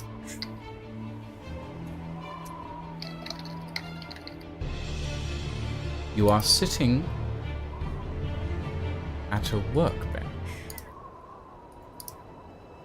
in a small white room.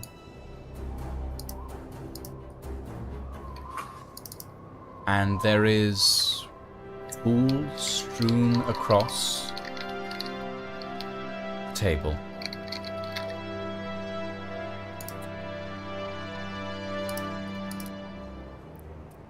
And you look up and you see the engine that you're working on. But it's shimmery and only half there, as if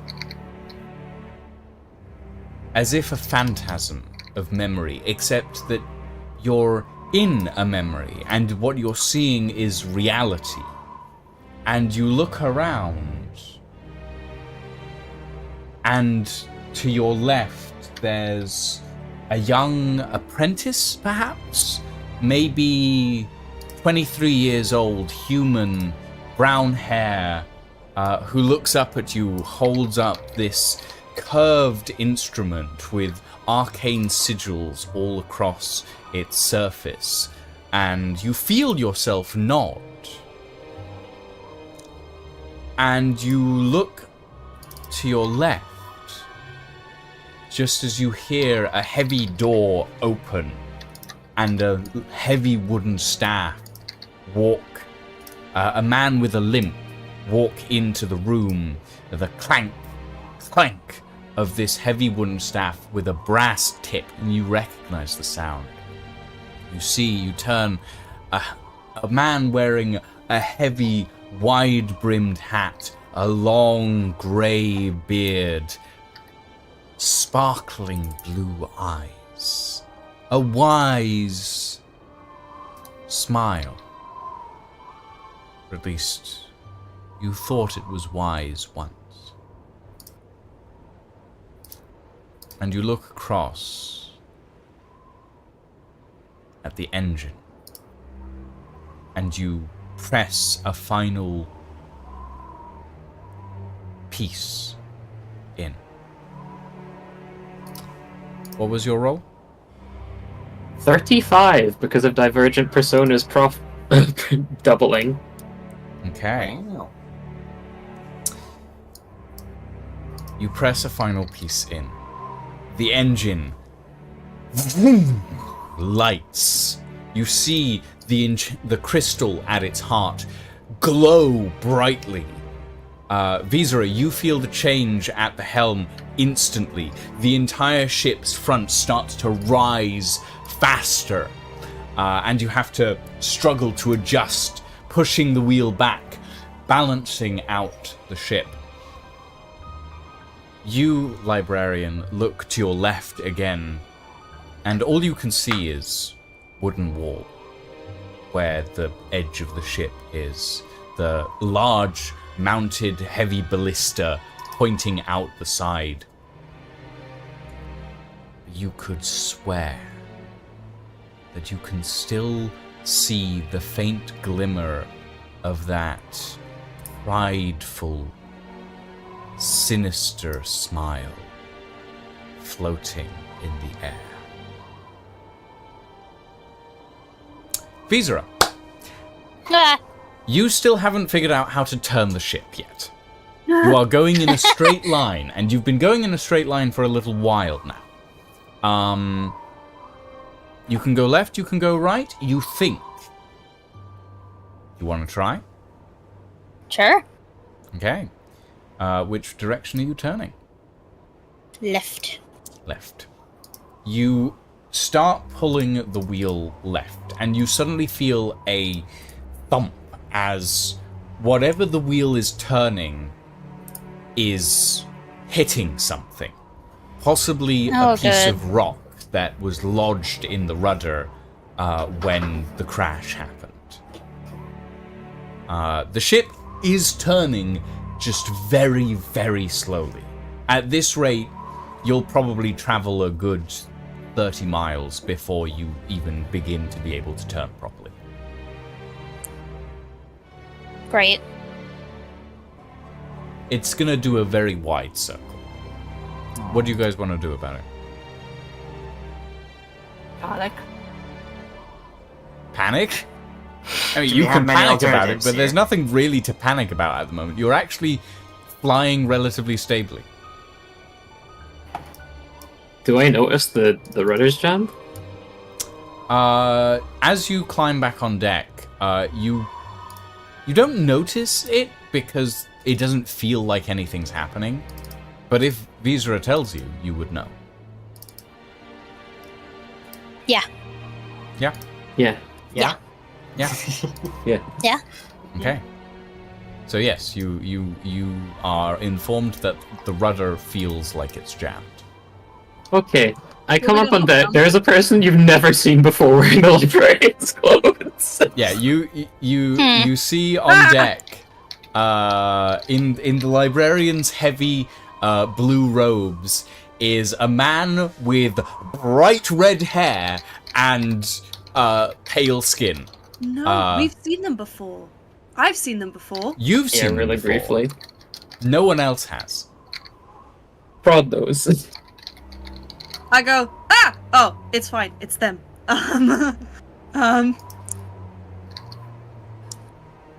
Who's Like, what's the issue? Why aren't we turning around? Visera says there's something wrong with the... What was it again? I'm just holding. Rudder. Rudder. Oh, okay, I thought okay. that was the rugby move. I'm gonna come up behind on the... Is it the stern of the ship? I can't remember. Stern is correct, yes. Do you need me to jump down there and And disarm I want to attempt to Eldritch Blast the rock out of the rudder. Okay, so you look over the back of the ship, and it's a bit hard to see because the back kind of slants out over the rudder. But you can kind of see what you're looking for, and it's this large piece of jagged stone that isn't just jammed, like, around the rudder. It's actively... You notice there are actually two rudders, and one of them has this massive chunk of stone that's just been speared through one of them, and it's just kind of hitting against the side of the ship when it tries to turn. Yeah? Do you think I could hit that from... You From can above? give it a go, but I will say the DC will be relatively high to do so without damaging the rudder, even further than it already is. Okay. Oh, wait. This could be a really stupid use of this. Okay. Oh. Can I use shape water to freeze the rock, cracking it? No. Okay. In order that's to fair. do so, you would need to know how porous the rock is, what type of rock it is, how much water to funnel through it, how to freeze it. No, at the end of the day. A little too complicated. You have to become a geologist. Damn, that's Oh, my like- part-time job. Yeah, like my kidney. Let's think. I guess I could try it with Eldritch Blast. It's just force damage, so if I keep it to one of them instead of both of them, it shouldn't do that much, even if it does hit the rudder. Mm-hmm. Also, I have double the chance of hitting it, technically. Bear in mind that this ship has been sitting in a frozen wasteland for 10 years without maintenance. That's fine. Mm-hmm. Yeah. Go right ahead. I'm not stopping you. I mean, we either are unable to turn or we lose the ability to turn, so they're both kind of the same outcome either way. Yeah, fair enough. Well, you either turn very could- slowly or lose the ability to turn. I will Oh, okay. restate that you can just ask me to climb down, please. And Oh wait, I've okay, got- yeah, let's get I've got some rope. excellent- Yeah, let's get some rope. I've got excellent aesthetics. Well, that too. Athletics. Athletics and aesthetics, darling. Let's do that. Although before I go off the side of the ship, I do tie a bit of rope to Visera and then tie that to the main mast. I don't want you going anywhere. Man. maybe putting you on a leash, maybe just keeping you safe. We won't know. We can I'll have one discuss to it if you we as well, survive. right? While you go down, and I guess we'll Yeah. knot that to like the side because I do not want to have to make the strength check on that if you fall. Yeah. So the bit of debris. Where is the bit of debris? Which side is it? Is the It left is or right side? over the back. Over the back. Okay, fantastic. So I'm gonna get let a bit me of rope. let me quickly make you a little hovery, so that we can. You might need to move me around. I'm going to, yeah. Thank you, darling. Right. So, imagine I'm tied to the mast. It's a ship. There's rope lying around everywhere. Yep. I choose an unafraid bit. Should I athletics the way down, or do you think it's fine? You can either athletics or acrobatics your way down. Let me just have a look. Well, athletics, I have a +8, so we're gonna do that. Okay. And that's a 27. It's 27. Okay, so you slowly lower yourself down the back of the ship until you get to the level of the rudders themselves. You spot this like massive chunk of jagged rock that's just spearing through one of the rudders. It looks nasty. Like it looks about the size of like about the size of my sofa. Okay. So like it's about 6 feet long, essentially. What? What? Look, I didn't say nothing. Uh-huh. Your face says it all. Look, I Oh, can't control the no. way I look. It's just who I am. Okay. I go, so I'm gonna hammer, and then I'm gonna strength check. So what I'm gonna, okay, here's the plan. I put my club in like a gap and sort of plonk Club? it out, you know, try and wiggle it out. What I've club? got quite high strength. I have a club. No, you threw your Can I club at cast- something like 2 sessions ago and lost it. I picked it back up. Did you? I picked it back up because we had Okay. time. Okay. I that's fine did. then. I remember that because I got rid of my club and I felt very sad, and then I was like, "Oh, I have time to pick it up," and I said I picked it up. Okay. That's fine. I cast guidance on Prod. Thank you. Oh, okay. And I'm not going to use my sword because I feel like if my sword breaks, I'm in trouble. Mm-hmm. So I'm just I'm gonna just wiggle. gonna- I'm gonna shove in the wooden club. You are light. It's made of wood, so I'm not gonna get electrocuted. Huh? I'm smart. Oh, that's a really cute profile, Lydia. Okay. Roll Okay. me a strength check. Strength with guidance, so I'm gonna add D4. D4. Yeah. Boop.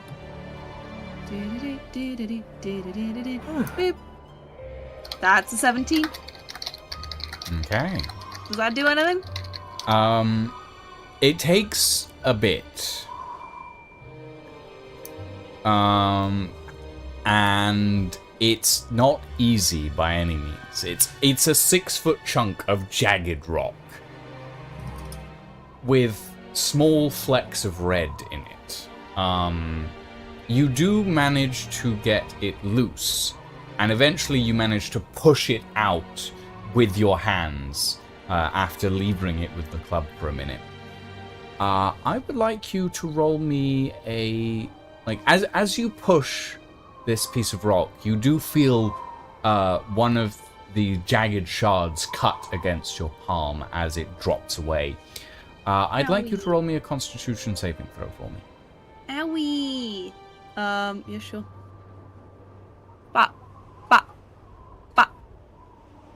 It's a 9. 9. Okay. I am immune to poison. This isn't a poison. Not poison. Disease.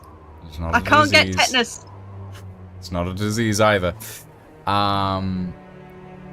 You feel the... You feel the... It's like... It's a sharp pain as this rock slides away, and you watch it as it falls, and as you've been looking at this rock close up for a little while now, and you think to yourself, This looks eerily similar to a really big ballista bolt. Or at least the head of one. What's a ballista bolt? It's like a big arrow. Like a 7-foot long arrow. Huh. And this one looks eerily similar to what might have been fired from a giant's ballista. You look You can down basically at think of a ballista as a massive crossbow. Yeah. And you look down at your palm, and you notice that it's bleeding slightly, and also the blood is glowing a little bit. Oh, Oh, I am just that sexy. That does. Just And you start feeling a little faint in the head as you stare at this wound. Everyone on deck, you all watch as the rope, which was previously relatively slack because Prod was standing on like the back of the rudder, suddenly goes taut as Prod faints and is hanging off the back of the ship. I can't faint. I don't. Oh, okay. I can't faint. Apparently you Boy. can. I'm a big, strong boy. I don't faint of blood. I never said you fainted because of the blood. Yeah, I know. Prod passes out, is unconscious. The rest of you Uh-oh. watch as the rope goes taut, including you, Ingvar, who you've joined the rest of them up on the deck, unless you want to be doing something else during this time period. No, it's fine. It's fine. Okay. So yeah, you all watch as the rope goes taut. What are you doing? do we have anyone strong enough to pull it up? Pull Prod up? Yeah. I probably could. Oh yeah, Ingvar definitely could. I've got 0 strength. I can assist. Recast guidance. I mean, Ingvar could certainly try and pull him back up. Okay. Okay, Yeah? Yeah. nothing. I'll type it in chat. Uh-huh. Where's my dice go? Go. This won't Go. concern you for a little bit. You'll be It'll be unconscious about for you, a I'm but it while. won't unconscious, concern it's you. fine. I thought he just dropped Prod off the ship there, because that's a 10 altogether. I'm so happy that I'm not the one making the strength check. was someone helping with this strength check? I thought Yeah, I will think assist. Aaron was. yes, because helping would give advantage. Advantage. Did you? Then I God, cast thank God guidance for for that. 1d4. We'll get the D4 in a minute. Oh, that's better. That's 19 plus 22. 22. Cool. Okay. Yeah, no, it's easy for you, Ingvar. You have muscles from the mines. And you managed to haul Prod up and over the railing. Never and lay forget, them first down. day in pit, pulled an orc out of the pit. Lay them down at the back of the ship. You pull them over and you put them down. You notice that they seem unharmed, apart from the small red crystals that are slowly growing out of their palm. Well, that's a bit unusual. I've never played Dragon Age. This is probably fine. I've never played no, that Dragon looks- Age, so I might come up Right with up something the way lane worse. to me. That's a blatant lie, by the way. I'm getting big Red Lyrium vibes. No, I've actually never played Dragon Age. No, it's a lie for me Oh, because I I have a see. Yeah, series I in it. Do I Wow. see anything with magic vision? Yes, the small red crystals that are in Prod's palm are gently glowing with magic. Can I pull out the lotus to try and abate the symptoms a bit like we did with the princess, to at least like try and halt the growth? Yeah, sure. Yeah, you can do that. Cool, I do that. You place the lotus next to the crystals. This is not... Okay. Hold on. I don't have the lotus in that section. Hold on. I need to look at its exact requirements.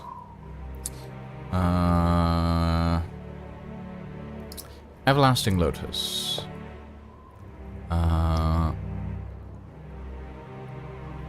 Cannot break curses, but it can abate the symptoms. Okay. Yeah. This is not a curse. It is simply a...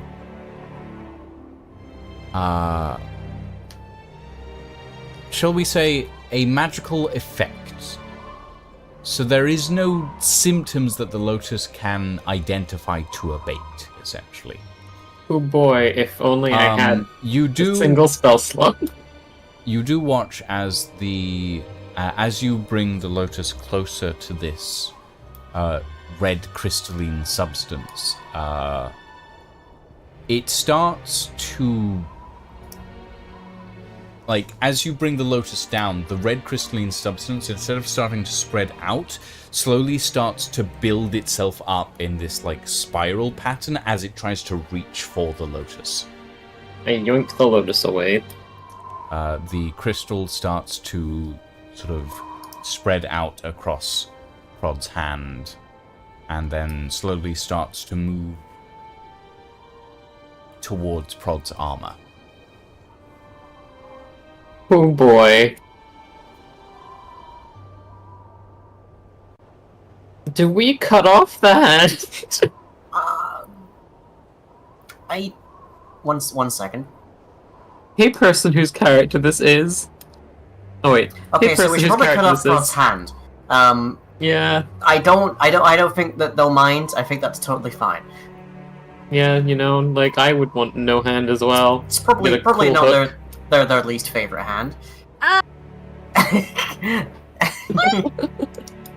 Prod, at Still this being point, you feel levi- yourself surface to consciousness as this discussion is going on. You find yourself lying flat on the deck of the ship. Can you put me on the deck of the ship? I'm still hovering. Yeah, we You're managed on the to deck get of you the up. ship. No, I'm on the back. You look down at your palm and you see this red crystal stuff slowly growing out of it. Oh no. It's very pretty crystal. Do I feel... Okay, can I divine sense on that bad boy? Evil. So evil.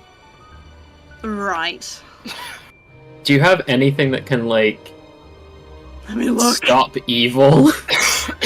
I feel like there However, might be you a do also- fucking banish or something. I have protect against good and evil. Lower protection, divine health. Divine relentless endurance.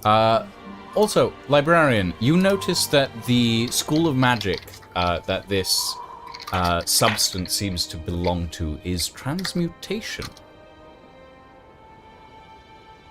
Okay.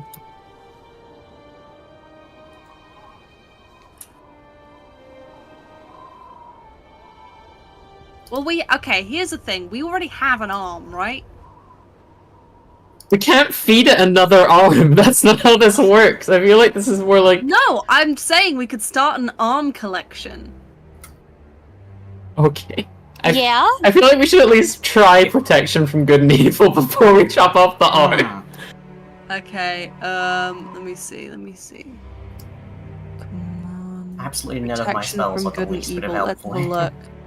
Well, except maybe Acid Splash. It's crystal. It's transmutation magic, so it's like earth So- aligned? Yeah, Wait, you have mold earth. That's Don't- not gonna do so- anything to a hand! Yeah, but it's like crystal growing on the Okay. hand. It's dirt! So the protection from good and evil lasts up to 10 minutes on concentration, and it's really against creatures, but it does stop you being possessed by things. So if this thing was going to take over my mind, I think if I concentrated for 10 minutes, it wouldn't take over my mind. However, I do think losing the arm may be the best course of action here.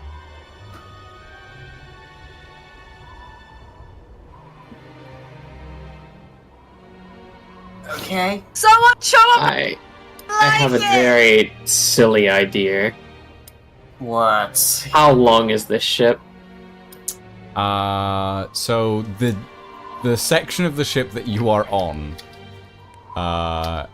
is about 100 feet long. How long is the range for the time stopwatch? About 20 feet? 20 feet. Does it stop its effect when you let go of it? Yes. Okay. That's my question answered. We can't do that. I was gonna say, put down the watch, move your arm outside of the effect so it is frozen, but the rest of you isn't, and channel the spell while the effects of the crystals stop. That would be so good. But I don't think that's gonna work. Yeah. At I this will point, Prod, happily you feel something prod the back of your mind. Can I You watch- listen to that thing just a little bit? Yeah, See you- what it is? You watch as these crystals reach towards your armor, right? You feel a sudden flash, and then the crystals explode into dust as a voice shouts, "No!" in the back of your mind. You feel a shadow reach down across your arm, destroying these crystals into nothingness. The rest of you see this as well. And that's where we're going to call it for the evening. Yippee! Gonna call that an immune response and then table that for later. Thank you, ladies, gentlemen, and all variations thereof, for joining us this evening. Next session, they'll try to land this thing. Oh, hell. Which is gonna be fun. But yeah, thank you all very much for joining us this evening, everyone. I hope you had fun. I hope you enjoyed. I will be back tomorrow with something. I don't quite know what yet. But as for everybody else, thank you all very much for joining me for this session. And yeah, we'll see you all. We'll see you all soon. Yippee! Good night, everybody. I hope you had fun. Bye. Hey. Everybody's going to die. Yippee! I'm a terrible GM.